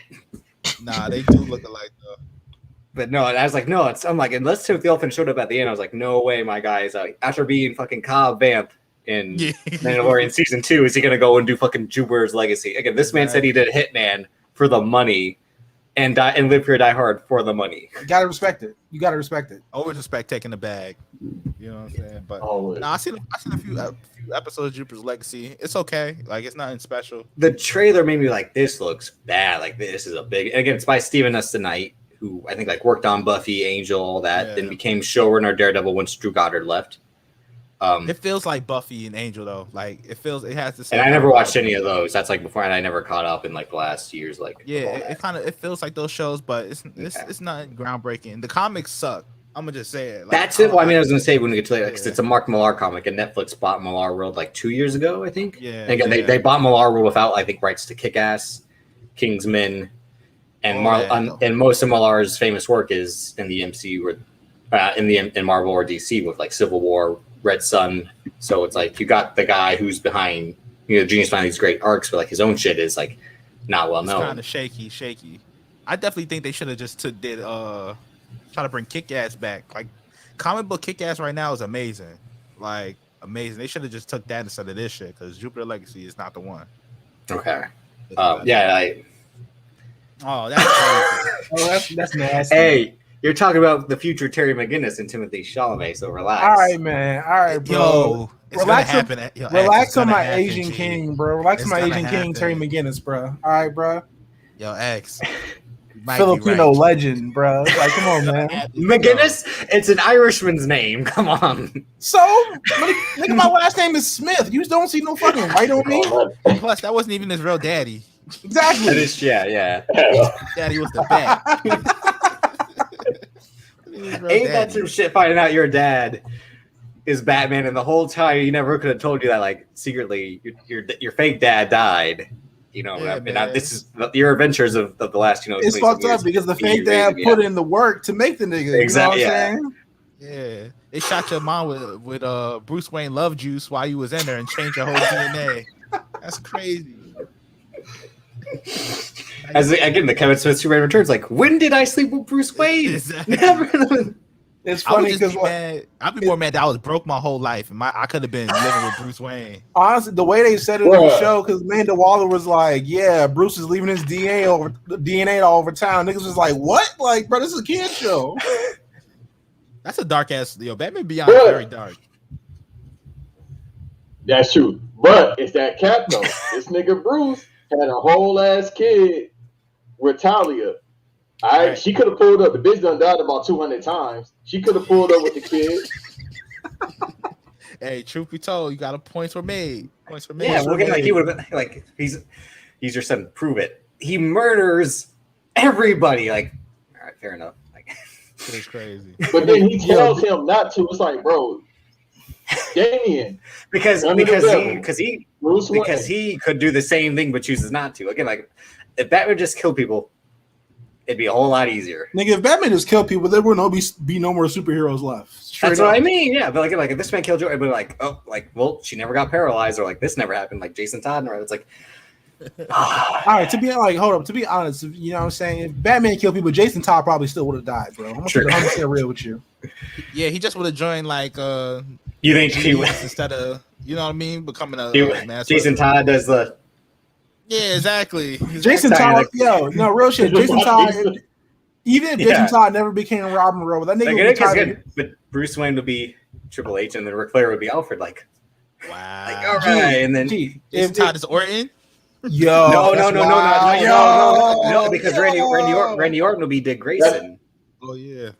And then so Batista would be Jason Todd. Yeah. Yo, if Jason Todd never got saved, he might have become Tyler Hero, bro. Keep it 100% real with you. He just would have joined the Crips, bro. Like, that's it. Like, oh shit. Yo, Jason Todd would have been like, I got time today, cuz. Like, exactly. He just would have been Crips. That's why. Or he would have been a white Kappa. He would have been a white Kappa. Those are his options. He would have been Roy, nigga. He would have been Roy. He would have been shimmying with the cane. Those are his only life paths, Bruce. You know what I mean? Yo, that's a wild shit, bro. That's wild, man. For real, man. I ain't gonna hold you. Till that nigga became Red Hood, he was like the weakest Robin, bro. He was the most violent, bro. Like up until Damian. Nigga did all that running around, still got Cap, bro. That's wild. Isn't that the lesson? Once again, bad parenting. Because all he really was trying to do was find his mom. Is that the whole thing that Bruce Wayne's like the worst fake father figure? He's the best worst dad. Like, ever. How are you gonna be the best worst dad? Best worst dad. It's wild because he supplies him with like weapons, money. So he's Vince McMahon. Essentially. I mean, yeah. I mean, you're not wrong. Yeah. Vince McMahon wanted to be really just shame, bro. Yeah, Vince McMahon wanted to be more of a father to fucking Triple H than his own son. No reason. This man saw Ultimate Warrior and like fucking Mark Calloway as like sons. Like, how you gotta be fucked up to see those guys as your sons? Like, come on. Like, what's fucked up wrestlers, bro? Wait, he said he didn't see Warrior as his son, right? I thought he said, I only got one son. That's Shane McMahon. That's the only time he's ever acknowledged Shane McMahon. Nah, then he also sees he saw Bret Hart as a son too, and then Bret Hart saw him as a dad. Because like again, if your dad's Stu Hart, you definitely pick another dad. Bro, like, when he said I only got one son, the first name that came to mind was John Cena. I knew I was fucking in the head. When he sees John Cena's dad, he's like, "Oh, you stupid son of a bitch!" Like you. Oh, I thought that was Hornswoggle. That's what I thought of. All right, Vince McMahon could have took a trip from Connecticut to West Newbury one night. little road trip after Would Raw. explain why John Cena became like fucking jacked as fuck compared to his dad. After Raw, it was more Raw, and then that's how John Cena got hit. All right, man. All All right. right. All right. So out of the first half Raw of 2021, Dang.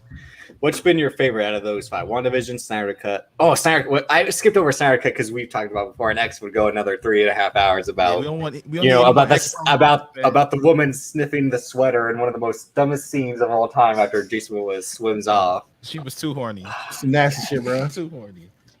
Nah, but definitely after the Bro, you ain't all never had five no Snyder female do Cut. that to you? Hell no. You better not sniff my sweater. First, I'm taking my shit with me. Wait, Thank you. Wait, Yeah, hold up. I don't Hold lend up. any sweaters out. Never. I'm not saying I've lended the sweater out, but y'all ain't never had no woman sniff y'all sweater, bro. You know what I'm saying? Yeah, what kind of If you- sick, hey, sick hey, bro G. you, Let's talk about it. Hey, I'll G, talk if about it. you know what I'm saying, if you done the meat to meat properly, you know what I'm saying. Some my sniffing sweater. have been done, bro. Some sniffing have been done, G. What you smashing X23, nigga? What the fuck you sniffing my sweater for? What you on? Sometimes, She's smelling your sometimes, shit to see where you've been. yo, she smelled that fear of God on me. You know what I'm saying? What kind of saber tooth ass coochie? Oh hell no! I'm Ramen Jersey. I'm just gonna keep saying that. Oh no, that's beyond me. Yeah, but no, definitely don't let out any sweaters. As that's a PSA. Keep Taking it your back. shit. Always Yeah. keep your shit, bro. I'm not. I spend $200 on OVO sweaters. No way you're taking this shit from me. I'm not getting it back. Fighting custody for shit that's mine. God damn. Yeah. Shorty still you knocked it. That is wild. Oh, no, never. I'm just saying. Like Eve said, you're not going to get the chance. Exactly. I'm not going to let you get the chance. Exactly. You gotta lock that down, man. So yeah, which of those WandaVision, Snyder Cut, Falcon Winter Soldier, Invincible, Jupiter's Legacy? It's been your favorite so far. Definitely Snyder Cut for me. Off rip. 100%. But then after that is Snyder I Cut. really enjoyed Falcon and Winter Soldier for most All part. right. Yeah. I'd go with WandaVision. That's solid. At the end, WandaVision's good. it's a rom-com as well, and the romantic in me also like sad aspect of it. It's a love story at the end of the day. Facts. I got really sad when Wanda had to leave her kids because she didn't have enough memory in her PS5. Fuck them She kids. had, Like, she had to get rid of the DLC because she didn't have enough memory. Nigga, Call of Duty was taking up too much space on her hard drive. That's why. Them kids is Warzone. Them kids is really Warzone. Niggas is like 500 gigs. Goddamn. Fucking kids in scrapyard, nigga. That is wild. Oh, yeah. They got to delete some maps. But yeah, man. No. again, she got to have a whole ass fake family, then gets to live in like a solitude cabin. On Solitude, lake. nigga. Nigga, she had slaves. No, I'm saying now she gets to like leave her fake family, have a whole fake family for like however many days that was, and then live in like a lakeside cabin. Yo, Practice- shout out. practice- Now she had a Skyrim save point. Yeah, Yo. I see practicing dark magic. Yo, shout out to whoever made that meme. You know what I'm saying? What the fuck they gonna do? You know what I'm saying? Yeah, that's a fact. What are they gonna do? Run down on her? All right, and now the second half, we got Loki coming up. Still not sure how I feel about that, given that it'll be. I think it'll just be a big headache more than anything in terms of like the time. That's exactly what it's and all gonna be, that. bro. Yeah. Like, gee, Loki's not good. Loki's not good. There's no movie where he's like great in, bro. Like, Okay, all right. No. He's good in Avengers. Cap. He's great. He's great in Cap. Ragnarok. Bro, no. Tom Hiddleston is good, but the character himself, ain't Bro, the Avengers, like, listen, the first I Avengers don't movie see is how you can say Tom classic. Hiddleston is good if you saw Kong Skull Island like that. I mean, is I Tom ain't never seen Hiddleston that, good? but Listen, I'm saying he's not bad. I'm just saying like it's like him. He's not that type of guy in that movie. Yo, no one like, believes him as like the guy who's the tracker and all that. the Avengers movie, you know what I'm saying, classic, you know what I'm saying, moment in time. Nigga, you could have put a broom as the fucking villain. It'll be the same goddamn movie, bro. You could have had that match. What that match was with Kenny Omega with the fucking little girl, you know what I'm saying? Giving out her Karanas. It would have been the same fucking movie. The Avengers movie just vibes, bro. Come on, man. Nah. how do y'all? All right, so how do y'all feel about the first Avengers movie? Because X likes it. I think it's terrible. It's in my top 10 MCU. You think it's better than Age of Ultron? Yes, I definitely. mean, that's not hard. It's not hard to Yeah. do. I love Age of Ultron. It's way better than. Oh no, because the first Avenger shows the strengths of Joss Whedon. The second one shows the weaknesses of Joss Whedon. I don't even think that the first Avengers movie is like Joss Whedon. I just think it's like, all right. Oh no, it is. It is because again, it's all the banter of back and forth and like Shakespeare in the Park. Does mother know you weareth her drapes? That's Joss Whedon. Right. Fair. And the whole like let's fixate on Scarlett Johansson's ass and this dress and all that. That's Joss Whedon, as we've seen with like how Justice League turned out and all the accusations since then. Yeah, and Age of Ultron is like a worse version of Avengers. You know what I'm saying? Like, you brought in Ultron. I was hyped for it. I was like, this shit's gonna be fucking amazing. I saw Age of Ultron 4 times in the theaters, bro. Oh, 4 times. Whoa. Trying to convince myself that shit was a classic, bro. Trying to convince myself. I couldn't do it. I did see BVS 2 times in like 3 days. And the second time, because the first time I was like, no way it could have been that bad. Because I was almost like, something had let me double check. And I saw it a day, like 2 days later. And I was like, oh yeah, it was that bad. And then it's still that bad all these years later. I'm not gonna hold you because I have not seen theatrical BVS. Hold on. So. Even extended versions is awful. Even extended versions. All right, man. All right, why you capping?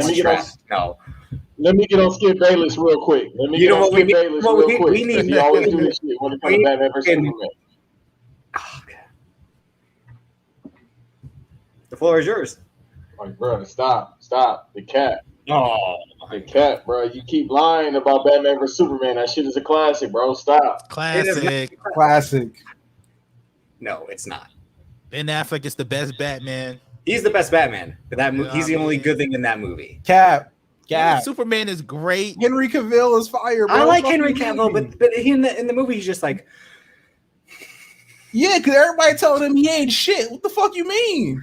Yeah, man. Like it's literally 2 hours of the entire world telling Henry Cavill, you ain't shit, you bitch. Like, we need you. Come help us. Please save us. It's 2.5 hours of fucking Jesse Eisenberg playing Max Landis. Have we all? Like, all right, let's be clear. We've all seen the Boondocks, right? I've only seen a few episodes, but all right. Have we all seen the episode of the Killer Kung Fu Wolf bitch? No. All right. The whole first 2.5 hours of BVS is literally like, you ain't shit. You without me equal shit, bitch. Now let me borrow your car. That's how the world was treating Superman, bro. That's the entire world, G.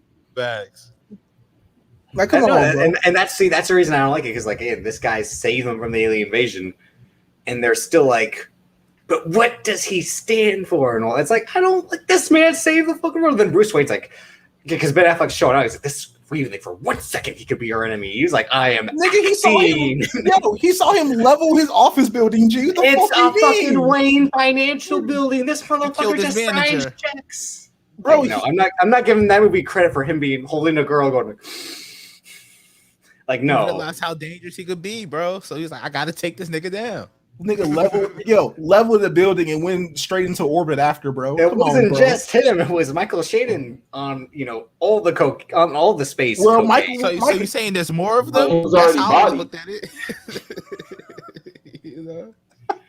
Listen, it's Ben Affleck. Terrible. Look, and it says Bruce Wayne must have been Boston. It's more. It's more Negroes than the Celtics players. Come on. There's more Kyries. Oh God. No more hotel. Oh man, he was 3 woke. 3 woke. That's why he was like, we gotta form a team to keep them together, so I can keep an eye on them in case go. Yeah, that's the worst part of Justice League for me is I hate that Batman put the team together, because in the animated series he's like, I'm so against this team shit. Well, that's why that's the bad thing about Justice League in both versions is the Barry Allen Bruce Wayne scene. It's just one, I don't like Ezra Miller. Like that scene at all. Like Ezra Miller's just bad, and 2, that whole Barry Allen, like, who are you, Bruce Wayne? Who are you? Like, you don't know who fucking Bruce Wayne is? I don't give a fuck if you live in Central City. Like, this man's one of the richest men in the world, if not the and you're like, I don't know who this guy is. Yeah, exactly. Fair. Yeah. And you broke living in a shelter that you made. Exactly. And you're like, I don't know the man with all the money because my ass is broke with 18 screens watching Rick and Morty and shit. Like, come on. Exactly, man. Hey, real quick, Ben and X, remember? Because I don't know, Davis, have you seen the Justice League cartoon? Yeah. Back in the day? Yeah. 20 years ago. With the both of them, right? Like Justice League and then Justice League Unlimited. Yeah. Yeah. So, but this is on the Justice League. So, remember how it's just hilarious because I'm thinking about how you said he was so against the team, and he kept that same energy the whole show. But then Wonder Woman be like, "I'm trying to fuck with him," and then he still be like, "Nah, I'm straight, baby. You good over there." Like when they was on that roof, I forgot what episode that was, and they was having a conversation. This nigga just like, "All right, bitch, keep talking. Just keep talking. I ain't going for it." It's wild because that same episode, bro. It's the same episodes when that nigga sang for the coochie. Like, yeah, am I blue? He was in his bag. He was on his Gunna. Remember when Gunna did the top off thing? That was Bruce Wayne in there. Am I blue? Yeah, he was in his bag. Nigga was sounding like the dude who did the Toy Story theme song, bro. Like, yeah, he had the hoes crying, bro. I remember. I was there. Hey, did y'all remember that video that somebody edited last year and they had the Brian McKnight song over it? Out of pocket. Nigga, I can see that whole show off the top of my head, bro. Let me show you how your pussy works. It works. That was the wild edit. That you did. That was the wildest edit. It's wild because niggas was talking about that 2 weeks ago. Like they were like, man, what could Batman villains do to Wonder Woman? First of all, a lot. Second of all, he's still a hit. So what's the problem here? Like, he cracked regardless. Crown him king. Bro, that always happened to him. The only time he ever sent was going back to Talia. She the only one that had that nigga simping, bro. And essentially, this Batman singing like Randy Newman is fucking insane. You got a friend in me. Who's in his bag? To you, Davis.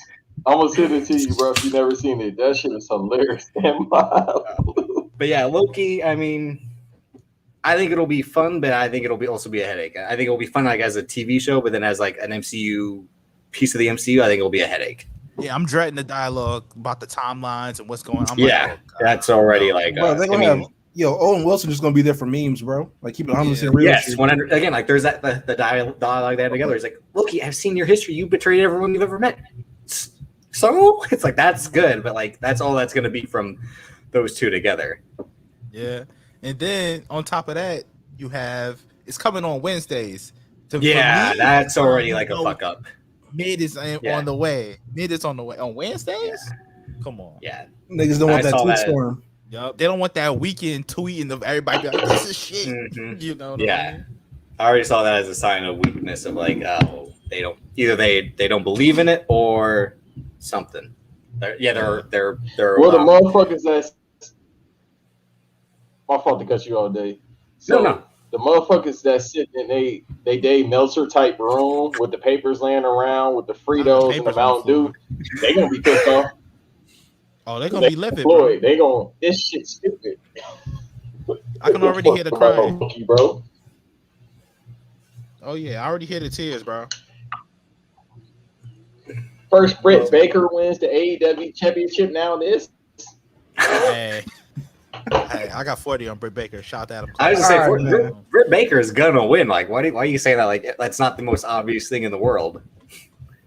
She's the only. Her and Jade are the only female talent they have over there. Either way, and then Black Widow, which all right, unload right now. Like, what do you got? The Jay Electronica of movies, bro. This is Act 2, bro. It had to either get leaked or come out. Nigga, this is Road to Perdition, the movie, nigga. Hey, at least the Jay Electronica album was decent. This shit is about to be the midest of it. Hold up, was it really decent? Because niggas had a whole only version in 30 minutes or less, bro. Like, hey, niggas did that with Watch the Throne too. So essentially, that's what it might be. Hey, don't do that, man. Yo, Scarlett Johansson in her own movie, bro. All right, man. Y'all got it, man. I'm not even gonna slander this shit like that, bro. Because like I don't care enough about it to do it. But Black Widow, what the fuck is Black Widow done, bro? Tell me. Nothing. Yeah. Trying to the whole team. I mean, she fashioned She fashioned due to Josh Whedon's writing, electric due to bullets. Josh Whedon being like the shepherd of Black Widow, she was trying to get the whole team. Yeah, Like the whole team. Like I'm positive the transfer, like the agreement was, you die in Endgame, you get your own movie. Like yeah, well, 100%. Yeah, Sure. no doubt. Like, gee, no niggas don't really want to see Black Widow, bro. And like the fact that she's like a box office star in terms of like Lucy made a whole bunch of money, but it's like that's more overseas than anything. And then like Ghost in the Shell flop, but it still made money overseas. Like she's someone who can like make money with like her name attached as like one of the two stars, but still it's shit that sells internationally more than it does in America. Like like this time last year, Black Widow was supposed to be out, right? People were not excited about that movie, G. But now, like, we're a whole year over, you know what I'm saying? Pandemic is winding down. People are now excited for a blockbuster. Like, it got that go away heat, you know what I'm saying? Right. Black Widow's the bare. It's the bare continuity to the MCU. It don't fit. That it don't fit. Gee, it's the Baron Corbin. That's the one thing that bothers me is like, when's this gonna take place more than anything? It's the Baron Corbin of fucking blockbusters, bro. Niggas don't really want to see that shit. It's just there. You know what I'm saying? Yeah. Like this is this is really a spinoff. This is really DLC to the whole MCU. Yeah, like, exactly. Like, come on, man. No one wants to see Black Widow because no one knows what the fucking plot of Black Widow is either. Like, that's thing. Like, the only reason I'm anticipating it is because the action actually looks pretty good. Like when she's like falling, like skydiving and like having a fight in the air, like that shit looks fucking dope. Yeah, I'm sure it's gonna look good. Don't get me wrong. That's the shit I'm nervous about because they did. I remember when the MCU did that whole shoot. You know what I'm saying? The 10-year anniversary. They brought everybody back. Had them standing around with the fucking Beyonce picture from Solange's Instagram. You know what I'm saying? They had the fucking director of Black Widow there. Was like, yeah, don't worry about the action. What the fuck you mean? Don't worry about the action? Like, yeah, this don't look like the fucking train scene in Black Panther. That's the fucking gonna look like. Oh my gosh, PS2 graphics. Yo, bro, fucking X-Men 1999 graphics, bro. Fuck out of here. That is the only bad thing about Black Panther is that. Oh no, Banks, like yeah. Didn't we talk about this shit like November, December? Like, bruh, it's still no plot. The movie coming out a month and a half from now, and they like, oh no, don't worry about the plot. Like, bruh, this about to be a classic, my guy. Yeah, the plot is like the plot is her like the snippet of we got of like her life story in Age of Ultron. Which again, like, why put that in the movie if it doesn't make sense? That's why that movie like doesn't work. It's like they like just to explain that she can't have kids. No one cared if you wanted to have it. Why would the Hulk? Why would you want to have a kid with the Incredible Hulk? Bro, she was Hulk. Yo, she was trying to start an evil angel scene with the Hulk, bro. I do not care. Come on, bro. Come on, bro. You gotta relax. Gee, the Hulk, my nigga, Mark Ruffalo. That's hey, man. Sun's getting real little bit. Hey, bro. Be who you want to be. Love who you want to love. G, bro. She Monroe as the Black Widow. Gee, she was all right, man. She was trying to star and with the nigga from 13 going on 30, bro. Come on, bro. Come on, G. Mark Ruffalo. Come on, bro. Come on, man. Come on, man. Meanwhile, there was actually more chemistry of her and fucking Chris Evans in Winter Soldier than anything. It's like it was only like why aren't you two fucking like? It's obvious. Exactly, man. And she's saying like, "Oh, is that the first kiss you've had?" and all that. I think people are gonna pop for the. So when I was reading, I read that they use footage, like unused footage from Civil War, that they're gonna put in this movie. And I can already see the theories about the Tony Stark scene. Like, I was gonna say it'll definitely probably take place after Civil War, before that's been the whole thing, right? After Civil War, before Infinity War, when they're off, doing nomad shit. That she had like this whole adventure in fucking Europe. Right. And wasn't they all together at this time? Because I remember they all got after Civil War. They was all together. No. I think it's she's probably on her own, and then because Cap goes back to break Bucky. Sam and all of them out. Yeah. Right. Or at least just Sam, because Scott is on parole house arrest. So he just he broke everybody but Ant-Man. Now he was like, Ant-Man was like, nah, I'll take the charge, bro. Yeah, he was like, nah, like I got a kid, man. I got a big G. Yeah. I respect. He's like I've done prison time before. I can handle this shit. Like, Brett, y'all in this motherfucker. Take me out. I respect it. All right, so we got Black Widow, which again I'm looking forward to, at least just so it can be done, like out of the way. I hope at least the action's Once good more again, than they anything. should have just threw it up on streaming for the 10 and just call it a day. You know? I'm not paying $30 for this shit, G. Well, thankfully it'll be in Nasty. theaters. No, hold That's the thing, on, like, bro. So, if you think they're gonna put this shit up $10 and Cruella de Vil is $30 motherfucking dollars and her motherfucking mom getting attacked by some Dalmatians, nah. You talking about? G. You talking about? I feel like they should have paid people to see Cruella. You talking about white woman Joker, bro? That's wild. why'd you have to emphasize white woman? It'd still be Joker. Like the Joker has to be a white person. It's the most obvious thing. Like because we're the quickest like lose our minds and descend into chaos. Joker Dominican? That's wild. I know Black Joker. He was tired to see the Negroes in his community. Hey, look, he definitely related to X and Van. X and Van, because Banks knows this. I've never seen Joker. I don't ever watch Joker. Well, you gotta watch it though. It's a great movie. Never. Honestly, I'm gonna keep it 100% real with you. You don't have to watch the whole movie, but there's 2 scenes you need to watch, or like whatever leading up to it. You need to watch whatever leads up to the hospital scene where the Glock drop out of his coat or whatever. Oh, classic. Oh, that and you gotta watch when he the scene with Robert De Niro, bro. After that, I don't give a fuck what you do, bro. You gotta watch. Honestly, you really could just watch those 2 scenes, bro. But yeah, no. Fuck Todd Phillips. I don't need a guy who made The Hangover to get on again beyond his director bullshit, like Scorsese's and influence. So like, fuck, you made a movie where a guy pantomimes joking off a baby. Come on, relax. Actually, Scorsese is a producer on that shit. So. I know, and that's why I want to watch, because I can one of the greatest directors of all time attach his name to such bullshit. I'm telling you, it's great though. It's a really Joker's a really, really good movie, bro. But I'm not gonna watch it more than twice a year. You know what I'm saying? Twice it. Oh my gosh. No, mind you, I said more than twice. So you get maybe one. And I know the big twist, which like, as someone who pines after Zazie Beetz, I can understand why the man made a full fake relationship in his head by looking at Zazie Beetz and being I too am in a fake relationship with Zazie Beetz. I can relate. It was like the ASAP Rocky quote: "Rihanna's the love of my life." Nigga, you join the club. Get back of the line. Sure. Yeah, but you should see Joker, bro. It's decent. It's good, man. Just again, as a white guy, I can't watch Joker and be like, and then you got the sequel coming out. Speaking to me, yeah, like no. It's wild because everyone thought it was going to inspire a mass shooting, and then Frozen had more violence. Like, yo, someone got packed out to Let It Go in the background. That's wild. That did happen. All right, it's just crazy. And then we get The Suicide Squad, directed and written by James Gunn. I'm looking forward to this. I think it's gonna be a good movie, but James Gunn and Jim Rifle's a Nasty Man Hall of Fame, bro. Yeah, I'm not excited about Suicide Squad because this roster sucks. I never really liked the Suicide Squad.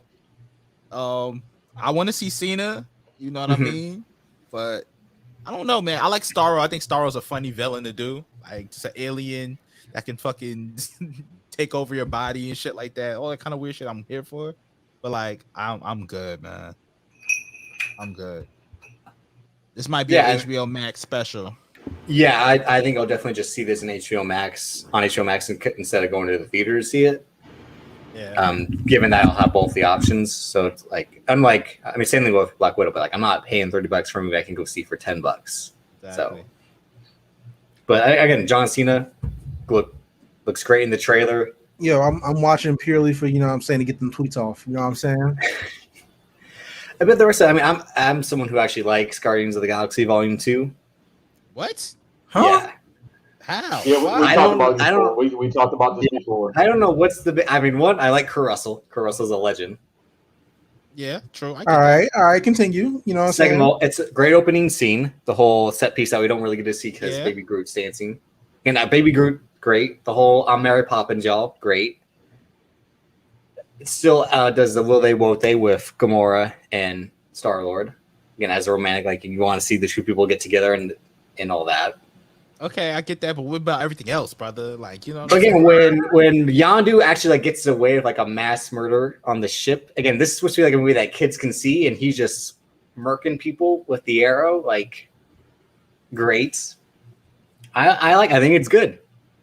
I don't know. That might be just Bro, he turns into Pac-Man to defeat fucking Kurt Russell. Disgusting. Yo, they had. We talked about this before, bro. Terrible.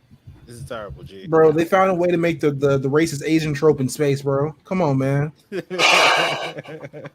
In space. Mantu's out here getting told she ugly, bro. Come on, man. Yeah, that is bad, yeah. In space. But again, I will sit here in front of y'all and tell y'all that this Guardians of the Galaxy Volume 2 better than BVS, better than Snyder Cut. It must be correct. It must be correct. 100%. I can tell. Listen, the audience cannot see the look on your face. The audience cannot see the look on your face, but I can see the look on your face. And I know from the look on your face, you don't even believe the shit you just said. No, I do. Yeah. I will only watch Snyder Cut again for the black and white version. I have yet to do that, but that's the only time I'm ever going to watch it again. And I'll never watch BBS as long as I live after I watched before Justice League Snyder Cut. I was like, I put it on. It took me like a day and a half to finish this. I'm just like, oh my God, I'm just fucking like, no, man. Don't you ever talk about money playing again. Don't you ever do it. But yeah, give me a movie with fucking Kurt Russell. It's fucking great head of hair. That's 60 something years old, 70 like legend. Great head of hair. All right. Yeah. A movie sucked. Did not suck. 2017, great movie year. Guardians 2 is a top 5 worst MCU movie, man. No. Yeah, easily in the top 5. No. Guardians 2 is a purely for the bag movie. Straight up. Game up here. No. Endgame, boof. Guardians, boof. Iron Man 3, boof. Doctor Strange, boof. I do like Doctor Strange though. It's okay. It's not that bad. And the funny thing, it's not that good either. Not great that's the problem. But the funny thing about Doctor Strange is like the climactic set piece is literally a man dying over and over and over again. Like that's their big like. I can watch South Park for that, bro. Come on, man. No, exactly. That's what I mean. That was their whole thing. Like instead of like a giant where he's just throwing magic at each other and all that, it's a guy being like, "I'm here to bargain. I'm here to bargain. Like I'm here to bargain." And then the guy be like, "Oh my fucking God! All right, shit, leave me alone." I heard you, bro. Damn. But nah, man. Guardians 2 is boof. It's like when you get a call every day. Right. It's like you get a call every day, but like your warranty. Oh my fucking God, leave me alone. What warranty? All right, but these Suicide Squad again. We'll get the Peacemaker show with John Cena in the future. I don't think it'll be this year. I think it'll be this sometime next year. Yeah. So I'm looking forward to that as well. Like, soon too. They're shooting it right now. They've been shooting it the past couple of weeks. I think past month and a half. I think. Yeah, because John Cena's in Vancouver with his full head of hair. Which is still a sight to see. Weird to see. Yeah. Cena with hair is always weird. Yeah. It's weird but yeah. All right, then we got Shang-Chi, which I think Shang-Chi will be Black Panther big and also was well done as Black Panther. I don't think so because the movie's banned in China, bro. So like just box office wise, it's not going to do as well. Fair enough. But I mean, in terms of like, I think it'll. Yeah. Because again, with representation of an underrepresented market, that's why Crazy Rich Asians did so well. Yep, exactly. Granted, but that had the backing overseas as well. But again, an auteur director and Destin Daniel Cretton, a guy who doesn't make these type of movies, making one. And you had the people from the Raider behind this too, right? No. The cinematographer, and I pointed this out to Banks, is Bill Pope, who did Baby Driver, Scott Pilgrim versus the World, the Matrix movies. Oh shit, they can't lose. and he worked a lot with Sam Raimi over the course of his career, and he's one of the best cinematographers out there, along with like Roger Deakins, right. Alejandro Inarritu, and all that. So like already you can tell in this trailer. I mean, maybe they have like the choreographers from the Raid from Michael, but it's not anyone that's shot. It's not like Gareth Evans' cinematographer, from what I can tell, or anyone else like that. But they probably maybe have like the same stuntmen or fight choreographers that have been used in some of the top notch, because the action in this trailer, it's the best action I think in the MCU. So like by leaps and bounds, and this is just the trailer. It's 2.5 minutes. Wait till we get the big set pieces. Right. And no spoilers, but one of my theories is I think the main villain of this is Fin Fang Foom, which is like a fucking mythical dragon. He's gonna have to fight at the end, which I think is gonna look very cool on the screen, man.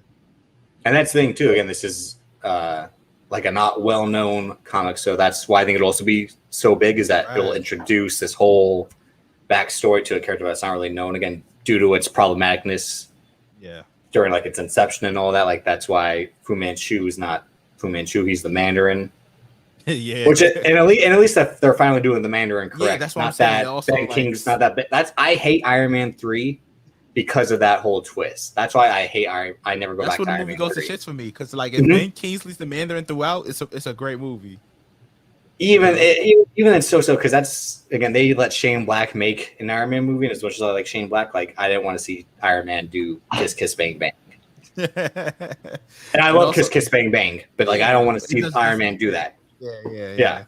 You can't do that trope with that type of character just because Robert Downey Jr. wanted to have some fun during like when he was not sure if he was going to continue until they dropped all the money in the world. He's like, all right, I'm here. They backed up the brain truck. Yeah, exactly. Yeah. But Banks, again, are you looking forward to Shang-Chi? Yeah, I wish Jet Li would have been starting in it though. Ooh. That has sequel potential. Yeah. He old as hell. But no, I'm definitely looking forward because I think I read the comics like shit, I'm older than you all. So like 95, 96, I read like 1 or 2 issues. So to see it actually become a property through Marvel Studios, I definitely wanted to check out. So. And similar to like Guardians is like, why would they make this a movie when you're reading it? Like it's really obscure, and then Guardians turns out to be like one of the biggest hits they've ever had. Right, that's the potential this has. But if that's what I mean. Yeah, because like, are they trying to aim for a better version of Crouching Tiger, Hidden Dragon since that movie was mid? I think they want to emulate that in terms of the seriousness, but also like great action. Yeah. Because what I like about the trailer too is like it's a father-son story, much like how you get the vibe from that first Black Panther trailer dropped. I was like, holy shit, this is going to be good. You could just tell when the NBA Finals when that trailer dropped, it was like, all right, when's it coming out? I'm there opening night. I was already going to be there opening night, but like I'm making sure I'm clearing everything to be there. Like I don't care what comes in the way, I'm going to be there. Exactly.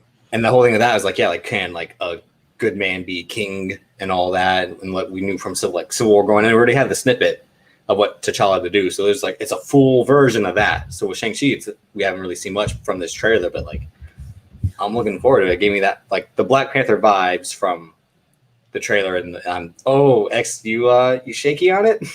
Shang-Chi, bro. All right, man. That look like a panda movie, bro. Representation only. I'm not looking forward to Awkwafina being in this movie. Yeah, I'll tell you that. I'll say that. Checks how like her that makes 3 of us, ability. That's already like a half a star taken off just for that alone. Not to mention the fit is terrible, bro. The fit is terrible. Yeah. You mean like the rat like the short baseball sleeve shirt? Like I don't like that, man. Yo, how you got it's a way better. Yo, how you got a capri shirt, bro? So that's like so the rings won't be on the hands; they'll be on the forearms, like on what the wrist, which is weird. It's so whack, bro. Well, it's like how you're gonna punch someone with rings on your hands. I think is the whole like their reasoning for it. I guess. I mean, magical brass knuckles. William Regal, power of the punch. Like where'd the William Regal, man? Where'd the rings at? Oh shit! Hang on a minute.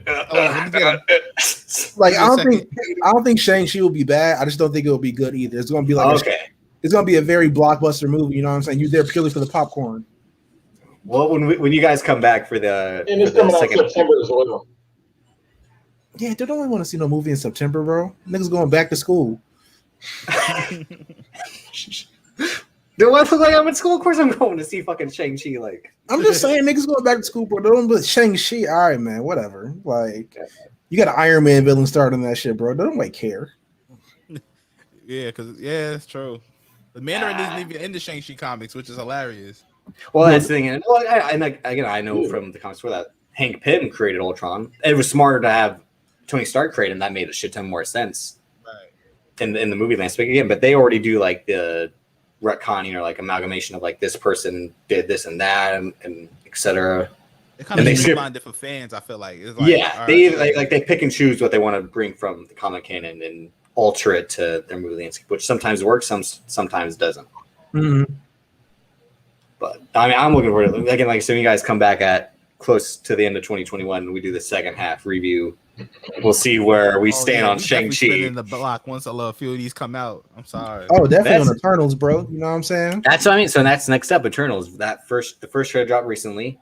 Not much to see except Chloe Zhao being like, real water, real mountains, and look at this filter. Look at the sepia filter, bro. Yeah, man. And then a fucking CGI spaceship comes in, and it's like, oh yeah, we know what movie this is. You can try to trick us with I'm supposed to be impressed by real sunsets, bro. Exactly, real sunsets. I can find them shits on Lo-Fi Hip Hop Radio on YouTube, bro. Come on, man. Come on, man. Nah, because like all respect to Chloe Zhao, you know what I'm saying? She just won an Oscar for Best Director. Yes. You know what I'm saying? And Best Picture. She's a good director, right? But like, man, come on, you can't be sitting here. The selling points of this movie is goddamn sunsets and look at the bold move of casting Salma Hayek, bro. Come on, man. Hey, don't you ever just anytime back then. Eternal, now forever. Eternal 40 ball, you know what I'm saying? But you can't sit here and tell me, you know what I'm saying, Salma Hayek is a radical choice, bro. Come on, took man. a risk by hiring Salma Hayek. I don't believe it. The whole them doing the whole Benetton ad of so we got Salma Hayek, we got Angelina Jolie, who like is white bit is everything at the same time because her kids are, and then we got Richard Madden, who bro, they got guy. Listen, I'm really glad that one Stark died, two took his place. You know what I'm saying? But G, you got one of the highest grossing Latina women ever. You know what I'm saying in your movie? Talk about this radical move. Fuck out of here, man. You got Jon Snow in space. Come on, man. Playing Space Jon Snow. Like that's all Black Knight is Space Jon Snow. And there are two. All right, as you guys can tell, you seem like I'm a skinny guy. Like there are two ways to get jacked. I think one, you either head to the WWE PC, true, Miracle Workers, or you join Marvel. Because look at Kumail Nanjiani on Silicon Valley, and then look at him in this movie. Well, let me tell you, one big muscle at this point now. Yo, so let me tell you this, bro. The join MCU part, that's called HGH. Like, exactly. Well, I mean, PC, there's some HGH there too. Like, I mean, the man in charge with the 3 H's is definitely looking away when the piss tests are going on. Otherwise he can't work. Otherwise he can't work. That piss could probably melt steel, bro. Like, okay. But yeah, we saw with Chris Pratt. We saw a little fucking power. Like it's some Miracle Workers over there as well. I mean, Chris Pratt got skinny and then got fat again in the next movie. That's wild. Yeah. And then now he's looking like Chris Hemsworth, bro. It's ridiculous. And Chris Hemsworth got fake fat just to get real jacked again. Like, exactly. Just to stun. Like, I'll wear a fat suit. And shit. Oh god, don't even get me started on that.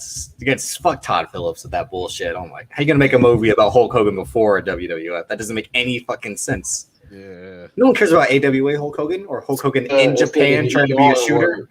It's gonna be nothing but machismo, bro. That's wild. Oh, god. But yeah, Eternals. I mean, again, like as X pointed out to earlier, at least with WandaVision, what will the action be in this movie? Because it looks like nothing really so far. It looks like vibes, man. Let's keep it a G. I'm not gonna be really mean about it, right? Eternals looks like straight MCU vibes. You know what I'm saying? And you can tell from the trailer because the only thing of substance of the trailer was like, who's going to lead the Avengers next? Who gives a fuck? Like, yeah, the guy Richard Madden being like, maybe me, like, no one knows who the fuck you are. How are you going to lead the Avengers? Like, all people are going to call you as Rob. Yeah, they're just going to be like, Rob Stark's got superpowers now. It's like, Rob Stark isn't even in this world. Like, yeah. I'm still disappointed about the whole Red Wedding thing, man. Like, I have no faith in Rob Stark leading anything. You see what his leadership ability got. Yeah, Rob Stark being like, you got to marry this woman's, this guy's daughter. Being like, what's she like? Oh, nah. Got his whole lineage wiped off except two people. And the man who you thought was your brother, he's actually the guy who's king and does a way better job of managing shit than you ever would. Like, ain't that a bitch? Like, Oh yeah, man. Rob Stark was over. Had them and they boys got him in moving this like- movie too. They legit like, we got Richard Madden. Who should we get? Kit Harington ain't doing shit. Yeah, bro. He was moving wild. He was running that shit like Tony Khan, man. Starks out there bad. And like I said, I think this will be a bomb financially, in terms of like a flop. It won't make a shit ton of money. But critics are gonna do the thing of like, oh, it's actually a great movie, and what Chloe Zhao did in this world that's like, relax, just like how they overpraised Iron Man 3 for Shane Black and all. Like, they're gonna overpraise this movie when it's gonna be like so. You can't slander it. What you gonna say? The cast with all minorities is terrible. Like, you can't be. Who wants to be that guy? You know, and that there'll be like little or no action and all that. And it'll be like, they actually told a story this time. It's like, because Kevin Feige had to be like, after all these years of like, having a shit can Edgar Wright. And hiring like TV directors and the Russos to like, all these movies look the same, how do they stand apart? And they said this is gonna be a horror movie, this is gonna be a war movie, like, and they're Marvel movies. It's like he actually had to go out of his way and be like, all right, we got someone who's gonna make an art film with our property. All right, relax, get off my dick. Jeez. And be happy. So like, go ahead, Max. No, go ahead and elaborate more so about what everybody is talking about, because I agree with you. Like, I think it's kind of like the MCU has a history of like reducing or just straight up removing fucking people of color characters, black, you know what I'm saying, Asian, et cetera, et cetera. It's kind of insulting to have a diversity movie, you know what I'm saying, and it's not really connected to shit. Like, it's not going to really mean anything, you know what I'm saying? Yeah, because these are the people who have been away. It's like, what were they doing all these years? Like, not choosing an interviewer, but like, until now, like, what brings them in now? Gee, like, they saw slavery and was like, that's got nothing to do with me. Like, come on, man. Yeah, y'all hold that down. Like, what? Nah, and then it'd be like, who should lead the Avengers? Like, it's just like, all right. Like, who are you, bruh? Like, and that's just that, like, who's gonna lead the Avengers? Like, you have all the powers. They are a paramilitary team. Like, I don't know. They're gonna have a weird. I think explaining the Eternals to like the masses is gonna be very difficult because there's comic book fans that doesn't know what the fuck the Eternals are, what they do, nothing about them. Bro, between me, you, Banks, and Dave, it's just like 30 years of comic book experience, and none of us can tell you what the Eternals are. I can't. What's a good Eternal story? I can't tell you. Don't know it. It's just like, so the only thing I got from it when I read it years ago is essentially these motherfuckers is just like the godfathers of everything, because Angelique Jolie's character, I forgot her fucking cousin is Thanos, but then it's like you got to put Galactus involved because Galactus was like not a cousin to them, but he was like associated with them as the pops. It's basically like Chad Johnson and Keyshawn Johnson being cousins. Exactly. Pretty much. Or Vince Carter, Tracy McGrady. It's just like that. Oh shit, we're cousins. Or because we all rational fans here, it's like the Anayu family or Anayu. Fucking wrong his last name. Yeah. It's Hawaii. So it's like that with the 5-2s and it's in the Mayavias and all that shit. It's like this cousin here, this cousin there. I'm like, these niggas is basically making a cookout movie. Pretty much. The Eternals. It's a cookout movie. Banks. Can you imagine the Johnson family vacation, Cedric the Entertainer? Rob Stark is Cedric the Entertainer, bro. Who's Steve Harvey? What your ass saying? They got Angelina Jolie. Salma Hayek, Rob Stark, Jon Snow, Paperboy. Yeah, shout out the Paperboy. Kumail Nanjiani, and Don Lee, the guy from Train to Busan. Ridiculous, man. This movie is gonna be, this movie's gonna have good setup for the MCU. Like, you're gonna see all those. We might see Galactus at the end of this or some shit. Yeah. You know what I mean? But a majority of the people are gonna be like, "What's the end credit scene?" Exactly. Like, that's like the sole purpose of this movie. And then you kind of have to. You kind of have to have them in there because y'all keep talking about this phase 4. Now we got to get the Fantastic Four movie ain't coming out to like 2024, 2025. By then, the zombie apocalypse will probably take place. Okay, relax, Zack Snyder. It's gonna be the aliens, bro. Fuck the zombies. It's gonna be the aliens to get us first. They already here. Exactly. Oh, okay. All right. You're not wrong. They are here, bro. You know what I'm saying? I mean, they are. That's the whole point of Venom 2 is that aliens, like, Oh, brother, you want to talk about a shitty movie? Yes. At least you guys agree. At least you guys agree with me that because again, you guys don't fuck with the first Venom, right? No, Trash. no. Right. Thank you. Yeah. Bro, don't nobody care about Venom but Tom Hardy, bro. And he don't even give a fuck about Venom. He just wants to do crazy shit for no purpose. No, he The just most wants. melded performance is him as Eddie Brock. He want to get paid. It's wild because he just want to do like a box office movie, right, bro? But using Yeah. the Dark Knight Rises, bro, that made $1 billion. What are we doing here? Exactly. No, he was just like, all Yeah, right, Mad Max. I need some money. Again, and like the whole point of Mad Max is like it was the worst production of all time, and it turned out to be like one of the greatest movies ever made. Him and Charlize Theron still beefing, bro. Yeah. They beefing over the bag. They still beefing, bro. Neither one of them like each other. One of the greatest movies of all What's time. the backstory Yeah. behind that? They know. just I don't think know he the was a backstory dick. behind that. If I remember correctly, the production was just no one knew what was going on. They were just filming shit to film shit. Like no one knew the movie was gonna turn out how it did. And like again, they're in the desert. Like he's with the fucking mask on, like he always is, like fucking like They was like in the Australian rainforest at one point. No one knew what was going on. Zoe Kravitz was like, it was the most chaotic shit I've ever been a part of. Charlize Theron's like, I shaved my fucking head for this, like and then George Miller is like the whole time like, you don't understand my vision. Just shut the fuck up. Like, to be fair, that's what all George Miller movies are like, though. I feel Happy Feet, really? He was like, you don't get it. It's penguins in the Arctic. Like they stepping in the name of love. You know what I'm saying? But yeah, so the whole point is like they were just. I think he was really just cold to her during production and like not really a good scene partner. And then again, it turned out to be one of the greatest movies of all time. Super successful, all that. So it shows that like, in order to create great art, you have to hate each other. The negativity. Yeah, pretty much. Yeah, Venom 2. I mean, the first Venom. Yeah, so Venom 2. We gonna watch that shit on Fire Stick. Oh yeah, Quanflix. Straight to Quanflix. You know what I'm saying? Well, again, like you just said, like this man made. He made Inception. He made Dark Knight Rises. Well, he's in those, and then he's in Mad Max, which made a shit ton of money as well. That's the crazy thing. It's like it's actually a huge box office hit. Then he does his indie movies. He fucking goes and plays Al Capone in Josh Trank's comeback movie, and then he's got to get a bag, so he's like, "I'll do Venom." It's bullshit, and I'm bullshit. I just do shit just to do shit. I'm mad they pulled Andy Serkis into this. Like, what he had to do with fuck Andy Serkis. God. I dragged in. They're like, we'll give you your first director credit. All right, you're gonna do Venom 2. No. He did 2 movies. He did that Jungle Book movie on Netflix, which no one saw.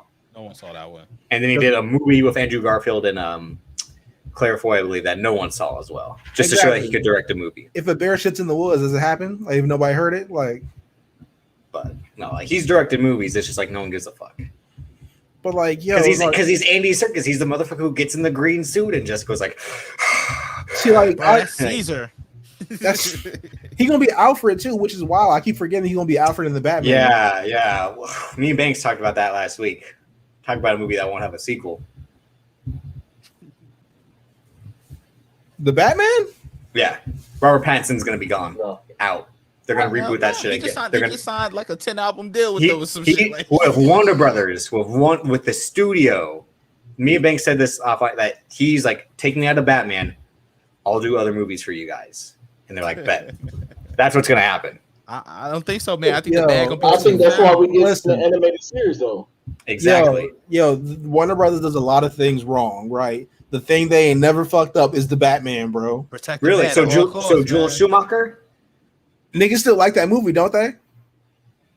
People who are fucking crazy and like to troll on the internet like that movie. So our parents' generation is what you're saying. Well, motherfucker, I am. They also didn't know. They didn't. I am crazy. They didn't know any better, and they didn't know what was coming. So of course they have to like that movie. Gee, people still run back. You know what I'm saying? Freeze. You know what I'm saying? Like the one thing Warner Brothers has always got. I'm not saying all movies are good. Gee, the one thing they have always gotten right is Batman. No matter if it always sells, don't it? We talk about BVS right here. We just talked about BVS. We had $800 million. Yeah, bro. they did half of that movie right. They did the Batman part of that movie right. Yo, $800 million on a bad movie. Come on, G. Nah, They expected $2 million. He's gonna be Batman for a minute. I feel like, bro. He gonna be Batman until we start having kids. He's a lunatic. He's not gonna be. He's like. He is nuts. Daniel Craig said he would like slit his wrist to not be James Bond. Robert Pattinson's really going to do that to be like, see, I don't want to be Batman. It's like, get me out. Like, don't get me wrong. I think he's nuts, but I think that's why he's going to be Batman for a long time. No, I don't see it happening. He even got to fake the depression, bro. He's living his life. He's just sad all the time anyway. You know what I mean? Yeah, but it's like Robert Downey's Iron Man. Bastard. That's why he probably sad. And then he was like, "Yo, bro, I'm not getting buff for this, nigga. Like, y'all gonna take me as I am." That's what I'm saying. Like, they're gonna come to an understanding that it's best to move on from. Again, the other choice was Nicholas Hoult. Nicholas fucking like, come on. Yeah, that's you can't go from being Beast to Batman. Yeah, all right. He gonna have one taste of Zoe Kravitz to be like, all right, I need five films. You know that's his type. You know that's his type. Yeah. You know what I mean? I would do it for free. Oh, Zoe in it? Oh, say less. Is it coming her mama too? Yeah, you got throwing her mom. Hey, I'm training tomorrow. Oh yeah.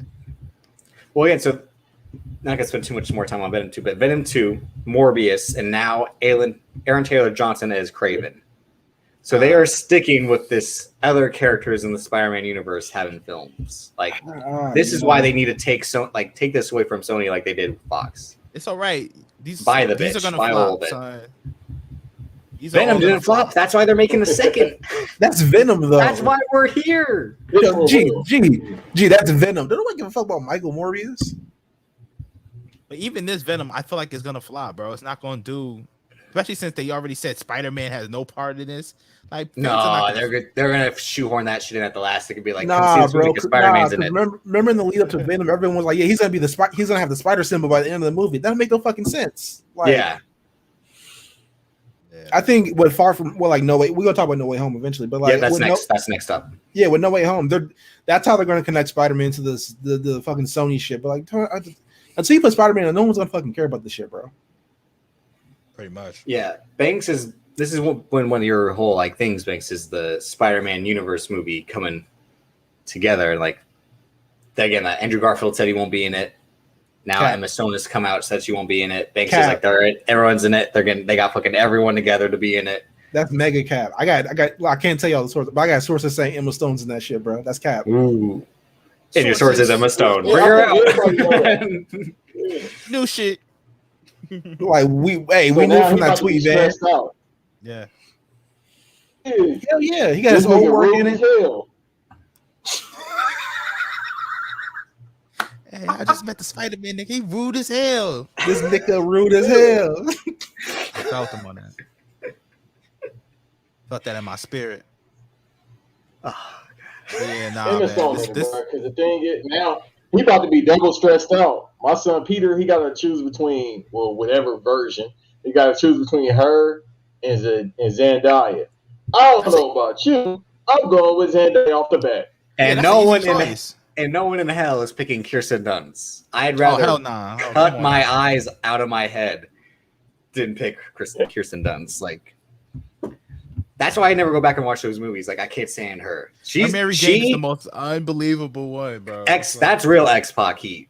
X is really like, no, that's her and Anna Paquin is Rogue. That's like, get away, or else I will murder everyone in front of me until you get off the screen. Exactly. I will throw this TV out of my house if you don't get away.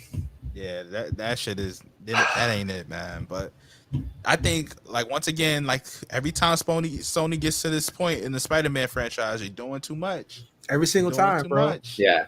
We've talked about it with other podcasts before. Like, they were like, what's the difference between like Batman having like 6 villains in it, because it's gonna have like Two-Face, Firefly, et cetera in it, right? Mm-hmm. And then fucking Spider-Verse or Spider-Man No Way Home having a bunch of villains in it. Because difference is, every time they get to this point, and they've done it twice already in the last 20 years. Spider-Man 3, what's the problem? Too many villains. What was the problem with Amazing Spider-Man 2? Too many damn villains. Every time they get you add in the Marvel element to it. So they trying to get their shit off as well. You got multiverse, you got time travel, you got villains, bro. That's literally the recipe for fucking shit up every single time. It's too much. It's too like much going Sony never learns their lesson. Y'all said it like a couple of months ago too, and I always thought about this. It's like they keep pushing this Sinister Six shit on us. Now it's basically confirmed that they got the Sinister Six in it. Willem Dafoe's Green Goblin is supposed to be the main villain. It's way too much dip on the chip for 3 hours because it's got to be 3 hours. It's gonna be. It has to be just as long as Endgame, bro. I love Spider-Man. That's my man's. I'm not watching a 3-hour Spider-Man movie, bro. That shit better be 2.5 hours. I literally don't think they can go like over 2 hours because I think both Tom Holland's are like what, an hour 150? No, they're like 2 hours and like 5 minutes or something like that. But like they're not. You cannot go too long. It's gonna be. It has to be Endgame levels to get off all this shit. Yeah. You know, and not to mention they try to put in Daredevil in this too. Well, yeah, the Daredevil thing too. If it's Charlie Cox's Daredevil, is something I hope haven't doesn't heard it happen. from me, but Charlie Cox is in it. But I hope that doesn't. I mean, even though I never watched season 3, but I loved season 1 and 2 of Daredevil. Season 2, watch season 3, bro. Season 3 is the best one. It's the best. Really? Because I got season 2. See, with season 2, I'm like, they fucking peaked with going from Punisher to Elektra. Like that's probably the greatest like handoff, like story to story. Right. Season 3 got Born Again. We got a little bit of Gangland and that shit too. Like, and then my son Bullseye. Yo, that's Bullseye. the thing. Like, but they did Bullseye. Like, they didn't do like full costume Bullseye, right? No, but like it's. But they put Bullseye in the Daredevil suit. Yeah, I know that. I saw that from the trailer and all that. Yeah, and that's the thing. Like, I was after the Defenders ended. I'm like, I'm done with this. I'm done with these. I'm not giving it my time anymore. That I was hyped. And it just like you killed all the momentum I had for any properties going forward. Like, no. Yeah, man. But definitely watch Daredevil season 3 is fire. But Sony once again, Sony's doing too much with this whole Spider-Man shit, and we'll see, man. But I'm coming in with no expectations into this. Coming in just because like everyone involved in it, from like Tom Holland to Alfred Molina, no one knows what's going on with the movie, bro. I would say until we get a trailer. Like, I'm a Spider-Man fan too, in terms of like that's probably my favorite character. Going back to childhood with like all the toys I had the pajamas and all that. But like, I don't know what to expect from like this. I liked Far From Home. I think Homecoming's the best Spider-Man movie ever. I don't want to throw Spider-Verse because that's animated with like the cheat code of like they got to do all of it and they did it so well. Like that's almost its own entity. But like, I think Homecoming's by far the best Spider-Man movie, and then Far From Home, I've only ever seen once. I've not gone back to it yet. Same. And it's not like I didn't like it. I liked it, but just I don't know why I haven't. Mainly because it's on fucking Stars, and I'm not gonna fucking pay a Stars subscription. Yeah. It's so inconvenient just to watch like Stars, nigga. Like, come on, man. Like, this is how I know for sure they had capping about Garfield and Maguire. Zendaya had to do a fucking interview for Jimmy Kimmel. And they approved the questions before the interview. Like I know that Marvel is very, very tight about what gets asked and questions in interviews or whatever. They asked about Andrew Garfield or like Tobey Maguire, Andrew Garfield, and I was like, I can't tell you. Exactly. And it was like they would not clear that question if they wasn't like trying to profit off that shit, bro. Like it's definitely happening. They're probably waiting until it's the trailer, the worst bro. kept secret Ever. It's the worst kept secret for no reason. Like my nigga, like. This actually helps the movie. Just say it. Are y'all trying to wait for the trailer to drop? Like, all right, bro, we kind of know it's been too much. It's been too many leaks. And then the Miles Morales thing. Apparently, they supposed to have Miles Morales in this from one set photo I seen with some kid. Oh gosh. So I told this theory a couple months ago to Davis. I feel like they about to do some like Roger Rabbit type shit. Like they about to put the multiverse inside of this movie as well. So if they do that, bro, that's just too OD. We already talking about what we think is about to happen. If you add the animated somehow into this, that's a lot. Bro, so like the supposed script leaked out, right? So I read it. And the same guy that leaked it, he's leaked other Marvel scripts before, you know what I mean? But like I read the script leak and I was like, this is insane. There's no way this fits inside of a 3-hour movie, G. Hey, I need you to go ahead and send that to me because I was looking for that. You still got it? Yeah, no doubt. But nah, this shit go is ahead insane. and send that to me.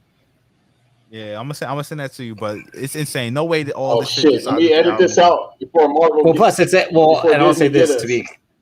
be a caveat, like it's a script. Like they change scripts on the fly when they're making the movie. Yeah. So you don't know what they cut out and what was in Yeah, script but- was off script. Like they say, like the best moments of like they said Ant-Man, the movie we have is not from the Edgar Wright Ant-Man at all. Like they like we basically made a whole different movie and all that. Like they said the Michael Pena shit didn't exist in the first in Edgar Wright's Ant-Man. I'm like, no fucking way. Watch Shaun of the Dead, watch Hot Fuzz. That's Edgar Wright to a fucking T. Yeah. Breaking down as someone talking and breaking down shit as it fucking happens. Like, that's the whole point of Shaun of the Dead. It was like, we get in the car, we go to Mum's, drive back, Winchester, and wait for it to all blow over. I love And that then like, movie. phenomenal. I mean, that's Edgar Wright. Yeah. And finally, I don't know if you guys are. My fault, brother. Who the fuck said I in this movie? The king of the South. The king of never mind. The Kang, not the Kang. The king of the South. I'm a big fan of the Kingsman franchise. I haven't seen the second one. The first one is certified classic, 100%. Yes. And I haven't seen the second one. I saw Channing Tatum and was like, I'm good. Like he's really only in it for like 2 scenes. That's it. Yeah. I want to watch that. it. But like, Second one. That shit, I don't got time. The shit, I got time today. Fuck it, I'll watch it. Yeah, I say you should, especially if you were praising Pedro Pascal earlier. He's phenomenal in it. I didn't even know he was in it. Yeah, this is a precursor why he would. Bro. Yeah, that's the thing. Like, if you think he goes off as fucking the Mandalorian, he goes off as Agent Whiskey in Kingsman: The Golden Circle. Agent Whiskey is a wild name, but continue. Channing Tatum Very is straight to the point. Channing Tatum is Agent Tequila. Jeff Bridges is Champ, aka Champagne. They named like strippers. They got stripper, aka Halle Berry is that Ginger Ale. Pooh Shaggy allegedly shot up.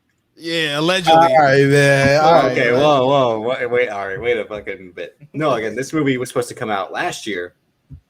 I think before COVID, then they pushed it back. Then COVID happened, then they pushed it back again. Yeah. The COVID was still going on, so they pushed it back a final time to where it's finally going to come out at the end of this year. And again, this is a movie that was created by Fox. Disney merger happens. The kind of whole thing of the Kingsman thing is that Matthew Vaughn gets to make James Bond. James Bond. Yeah, and I'm a Matthew Vaughn guy. He made the best X-Men movie. I don't care what anyone says. It's first class. You know, I dispute that, but you know, it's not a bad movie, so continue. And then he co-wrote the most. Then he co-wrote the most overrated X-Men movie in Days of Future Past. But What? You're capping. Hold up You now. need to relax. because again, Bryan Singer somehow got his fucking hands in after like he bullied the studio into give me another chance, please. Then Matthew Vaughn went off like, I got better shit. I can fucking make these Kingsman movies that are way better than fucking Days of Future Past, I know that's not saying much of Apocalypse, and then Simon Kinberg finally got his hands on a movie and turned out he couldn't do shit either. Talk about someone who didn't know the characters like Bryan Singer. To be fair, ain't nobody want to be in that movie. Then nobody want to be there. If you watch, speaking of Jimmy Kimmel, watch the cast on Jimmy Kimmel. These are people who like, they don't care about each other at all, with the exception of like Fassbender and McAvoy. They're literally only, but that's because they're that Scottish. too, and like all the stories that came off of the set were horrible. It was like Sophie Turner was getting bullied and like stood up to her bully, bro. Like, yeah. All she cared about was fucking her jewel, and then that was it. That's it. Yeah, I mean, I respect it. Fuck it. I'll protect your bag, man. But yes, I mean, so I said like, Van, do you like Kingsman by chance or? Nah, Kingsman is good. It's solid. It's Okay. solid. I really like the first one more than the second one, but I think they're both second better. one. Speaking of trying to do too much, because they had a plan to do. He said it was going to be 2 movies. They were going to split it up, and they ended up doing both in one. Was his thing. Because Matthew Vaughn's whole thing is he has a whole plan for Kingsman. He has a plan for the Statesman spinoff, which is the Channing Tatum U.S. agents.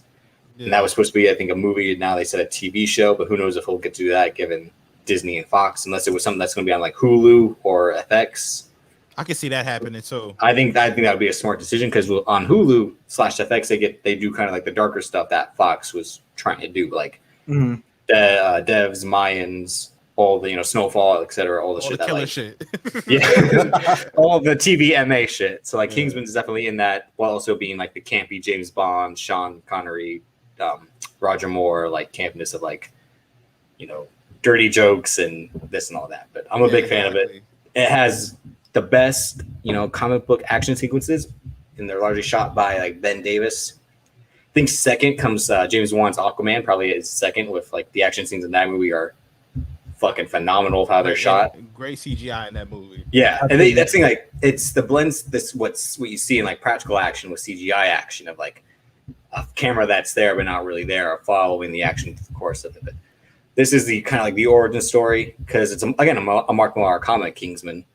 Right, I have Kingsman. It kind of that first one follows a template, kind of a majority of it exactly like how it plays out, and then the second one's just Matthew Vaughn creating it on his own.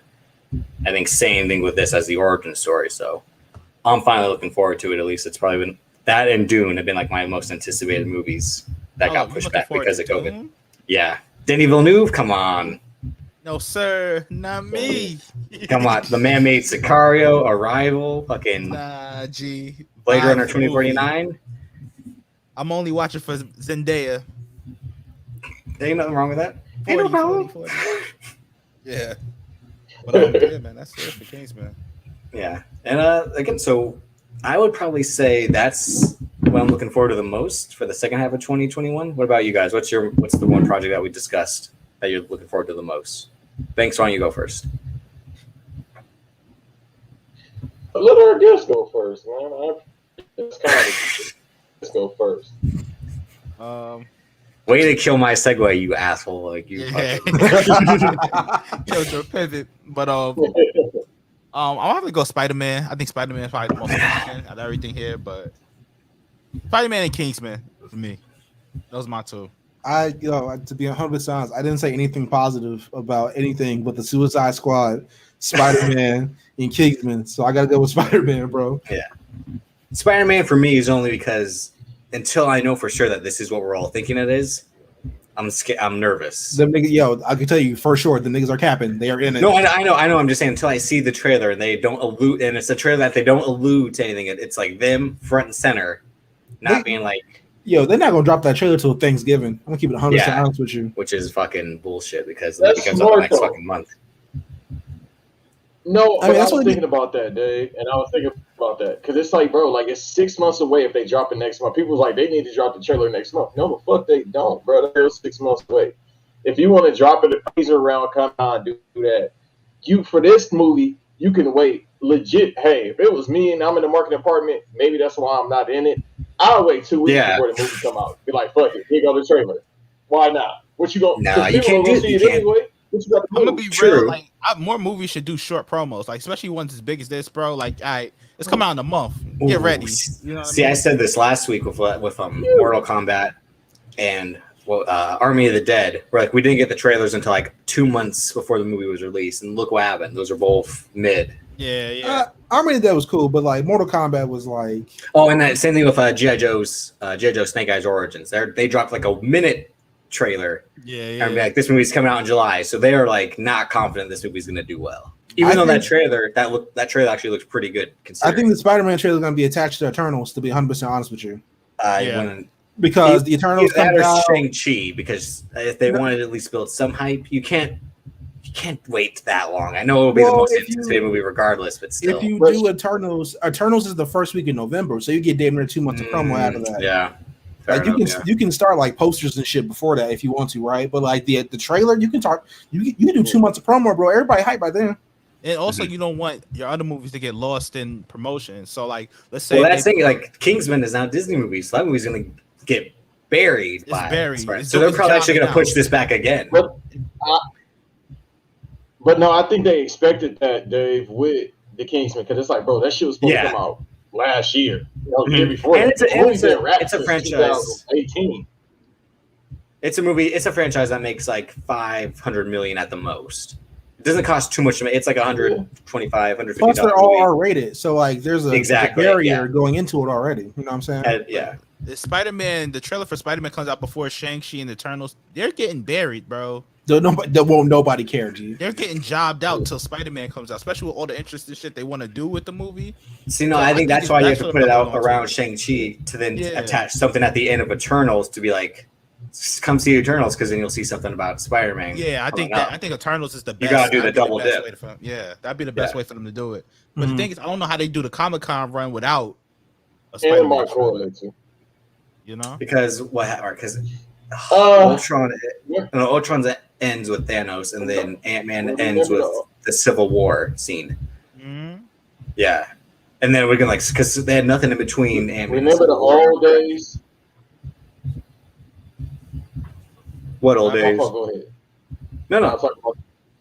Remember the old days at Comic-Con, like with shit, Justice League, Batman vs Superman. It's crazy to say the old days. That was only 5 years or somewhere around that. But remember, they'll behind closed doors, they'll have like a minute footage, something like that. You can, even though we right now about to have Comic-Con digitally, do something like that for the media, giving them a description. But if you're doing it in the case of Spider-Man, it's like, hell, if we think it's going to be a 3-hour movie, which more likely it is, you can do a minute without giving us too much, maybe. But think about the Spider-Man Far From Home trailer. They showed that shit to some reporters in Brazil, and that shit leaked out all over the fucking world. I say, they promoted, I think, the first one on Jimmy Kimmel. That was the whole thing. They promoted like 3 straight Disney, Marvel shit on Jimmy Kimmel. They did Civil War. The thing about doing Spider-Man. Like exclusive trailers for people, that shit don't work no more. Like you have the internet, and niggas got cameras, phones that shoot in 4K. By the way, like leaking, bro. Yeah, everything leaking. G. So like, I remember when Fox released the Days of Future Past trailer in San Diego Comic-Con like 5 years ago, that they put out that goofy ass statement after, like, how dare they leak this exclusive experience? Fuck you, nigga. Like, don't nobody handle it like DC did the Batman trailer. That shit leaked out, and it was like, all right, here it goes. Exactly. The official Warner Brothers account was like, yo, give us 10 minutes, y'all can have it. You know what I'm saying? Yeah. Well, that was the whole thing. I remember that Comic-Con in 2015 vividly because I was at work that whole day, and all I kept seeing on my timeline was Suicide Squad descriptions, BVS descriptions, and then like they dropped like an hour and a half later, like the full 3-minute trailer of BVS, which I was like, oh shit, this is gonna be good, and then it was trash. Like, you don't believe that in your heart. You don't believe that. I do. I know you don't believe that. I walked out of that theater almost with a tear in my eye. Of like, I can't believe that wasn't that bad, right? I was like in shock, like that wasn't that bad. No. Nigga dropped a Ric Flair promo with a tear in my eye. And then the Suicide Squad, and then like the Suicide, and I was like, I mean, it looks like what it looks okay, and it was like, what it was. It was a David Ayer movie with AKA bullshit. Come on, man. No, David Ayer being into like the gangbangers essay and like all this shit, while meanwhile being like, come on, relax with like your military background bullshit. I don't need you being like stereotypical gangsters with fucking superpowers or orcs. Fuck out of here with all that shit. Hey, you know how that go. Yeah, he confuses me because it's like he's from not that far from where I grew up at. Yeah. He's from Cypress Park where all the essays at. Like if y'all see Training Day, that's where he's from. But it's just like how you integrate all lives matter with essays. Yeah, because it's too accurate. That's why. Because he's a white guy who went to the military that grew up there. That's what happened. That's too many multiverses. We don't need that many. And then, I mean, I don't have anything written, but 2022, what we got? The Batman. Again, they're really on like the Brian Kendrick shit with like Suicide Squad, Batman. You really don't. You could literally stop right there. The Batman dropping April 2022. That's all we need, bro. That's it. Peacemaker series. Batman is literally like Brock Lesnar, bro. You hear that music, you know what's about to happen. Suplex somebody's City. getting F5. Doctor Strange's Multiverse of Madness. We got that.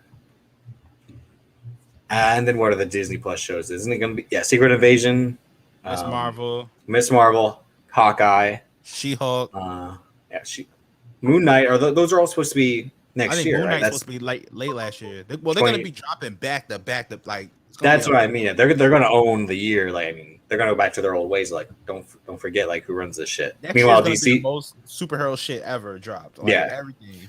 And like that, and like all the blockbusters are supposed to come out this year, they're gonna be coming out next year too. Like, I really wish these studios had just dropped shit on streaming because shit about to be too crowded. Like they want their money, but like, man, everyone gonna want their money. They're cutting each other, bro. Dennis Villeneuve, whatever the fuck his last name is, trying to run. Denny Villeneuve. He's trying to run Dune 2 weeks before Batman. Are you on crack? Getting smoked, bro. Dune is supposed to be this year. Oh, thank God. Oh, thank the Lord, bro. No, it's I think it's November, December of this year. And the only thing with that is if they're not sure if it's me and Bagel, they just spoke about this, if it's going to be on HBO Max. Oh, it's going to be on HBO Max. Even after the Discovery shit 2 weeks ago, they were like, Dune's going to come out in theaters. Warner Bros. Is like, no, it's not. Yeah, with Legendary and all that. Again, that only really helps HBO Max. I was already a good service before, but like the in-theater while being at home experience, I'm choosing that at home, even though I would probably want to see Dune on the biggest screen because of the way, given Denis Villeneuve's style, but still, like, I'd probably like watch it at my house first, and if I thought it was that good, go see like the early showing where tickets are cheap. If I run and see it on the big screen, something like that, and know what I expect going forward and what to tune in at. Yeah, but he wrote like a Variety article, like trying to get the movie to come out. I was like, he wanted to come out next spring. I'm like, bro, the Batman is coming out next spring. Like, you gotta treat Batman like a Drake release, bro. You gotta just give it space. Like, even though it's Pattinson's Batman, you still gotta treat it like it's the biggest shit. Yeah. And again, like, the team behind it's Pattinson. It's fucking Matt Reeves. I never saw those Planet of the Apes because I don't give a fuck about those movies. You are wild in. You are wild in. I don't care about any circus. No cap, bro. The Planet of the Apes movies is one of the greatest trilogies. Period. I'm telling you, bro. Period. G. Very good, G. And then the guy who co-wrote it. Oh no, he's not attached to it anymore. I thought they said the guy who was one of the ghostwriters. Wrote that Project Power movie that was on Netflix last year. Oh yeah. I don't know what you. I know what you're talking about. That shit with Pedro Pascal. No. That's Robert Rodriguez. That's the Project Power is Joseph Gordon-Levitt and Jamie Foxx. Yeah. I ain't watched that shit. No, the guy who co-wrote this along with Matt Reeves co-wrote Bad Boys for Life, the story for Top Gun Maverick, along with both Hunger Games Part 1 and 2 of Mockingjay, The Town. Oh, so I'm in. He wrote The Town. Speaking of Ben Affleck, we fucking one of the greatest scenes in cinema history. Which one? Yes, nigga. Yes.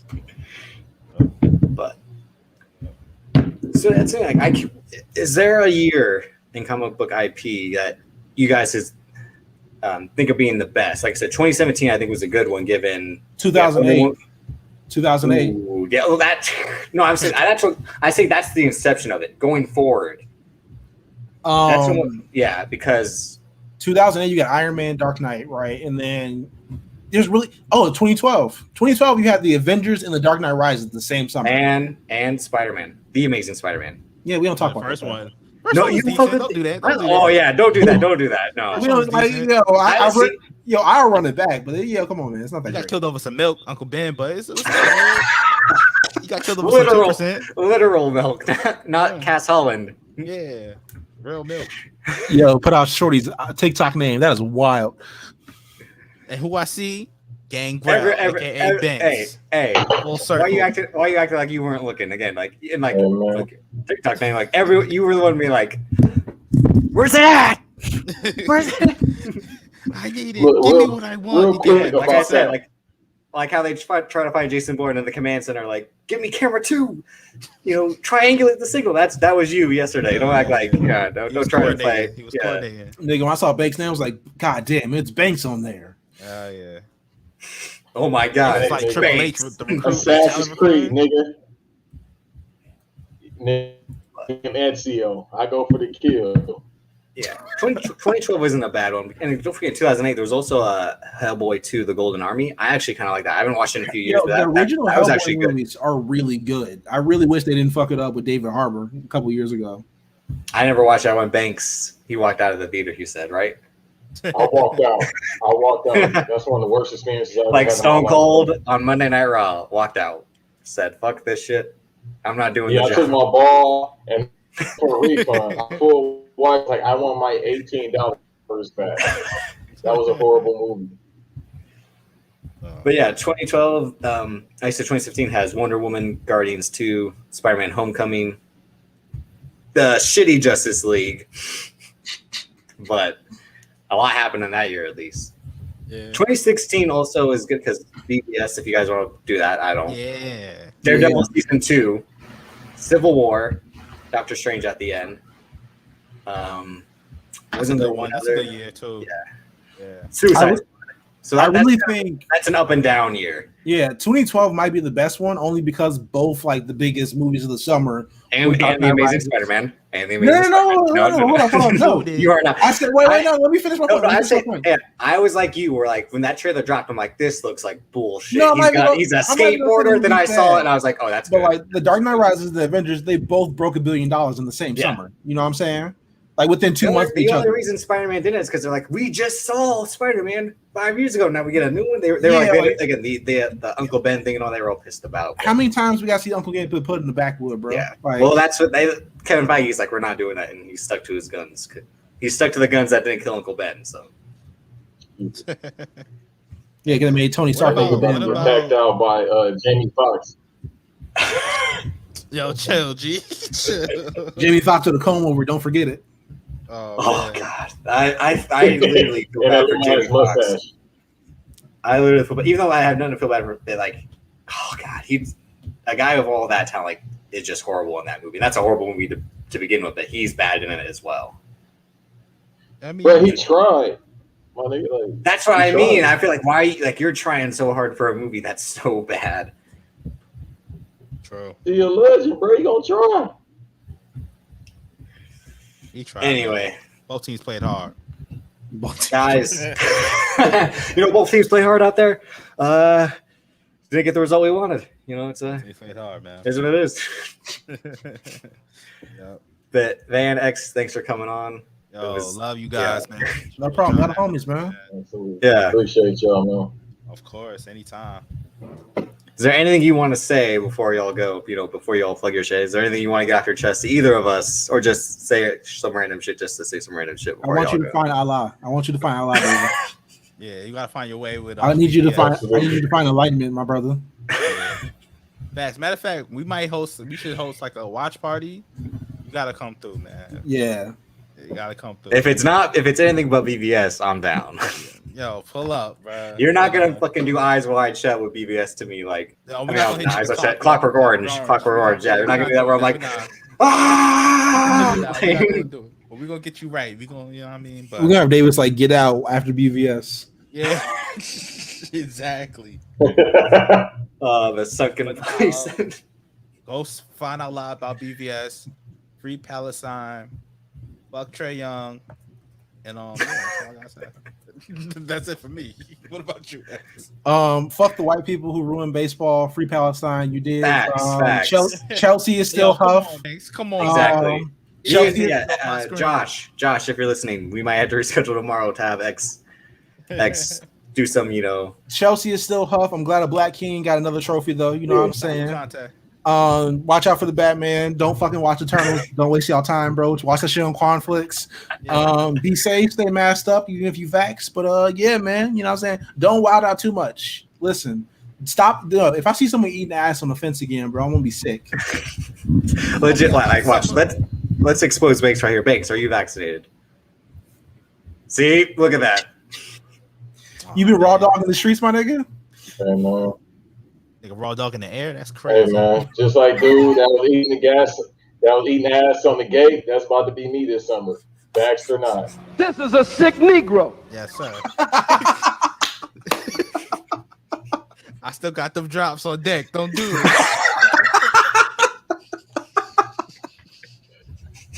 Hey, man. I think it was. Yeah, no.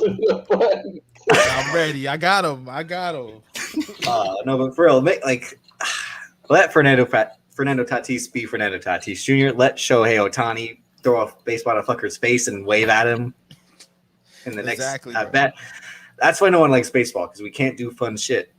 That and Tony La Russa is a walking corpse. Yeah, when that happened, I really don't pay attention to baseball until I used to it. When they announced like Tony La Russa managing like the most like young guy team. Again, they had like the most goal change last year, the and then they brought team in the league. Yeah, they brought Tony La Russa, who was legit like we played it the right way back. Like he's fucking Harley raced. Like that's the whole ball game. Like back in my day, we never came off the top rope. I'm honestly that's not why sure. It was fucking boring. Like I'm really not sure if there's a white person on the Sox, bro. Like I'm keeping 100% real with you. A few pictures. Isn't he white? Oh yeah, a couple pictures that you know what I'm saying. But like, the Sox is the youngest, coolest team in the league. Come on, man. Yeah. That's it, man. That's it. Yep. All right, y'all. Appreciate y'all, man. Yeah. Again, where can they find you? Social media. Obviously, most importantly. For Van, I think it's SSIDENT. Follow us at Black Variant on Next to Exile. Yeah, but man, thank you for having us. We are out. Please go watch the Lakers abuse the Suns because you got nothing else better to do on Sunday afternoon. Yeah, here we go. Hey, listen, there's already been one blowout for the day. You know, praise be to Allah. Inshallah. Hey, yo, outshallah for the Knicks. But yeah, man, you know what I'm saying? Enjoy y'all Sunday afternoon. It's Memorial Day weekend. Be fun. Have fun, man. Stop being stop scaring the hoes. Like, come on, man. Yeah, me and my girl going to see A Quiet Place 2 tonight. So it was good, bro. It's good. I gotta peep that. All right, but I gotta go to work, so I'll see y'all later. All right. All right, peace. Thanks for coming through. No problem. All right, sure. All right, and Banks, you got any more to say? I mean, before we wrap up, with just us. I mean, we almost went our full time limit with them. Shouts to them for staying through the whole time. I thought they'd have to cut out a lot sooner. But yeah, no. Shouts out to Black Variant for coming through. Shouts out to Black Wrestling. I'm gonna say this: wash your ass like always, and don't ever let a woman get your clothes. I still got to. Oh, I thought you were going to say don't ever. I still ain't got my Black Wrestling merch. Oh, okay. Or my Dennis Rodman jersey. It's time for me to take a drive. I'll just say that. I said these are all self-inflicted. You know you shouldn't have done this. But also, I thought you were going to say, don't ever give a woman $100 for a hug, no matter how good the milk looks. I would never give that broad $100. Shit, you know what I forgot to say? $100 let on a white woman. You, me. We're still on air. Get your shit on. No. You, me, Van, and X, Antonio, Josh, and Ron probably are gonna have to reconvene and do like you know how like in the movies when all the military leaders are in the same war room. We're gonna have to do that about who is the Miss Milk of the year.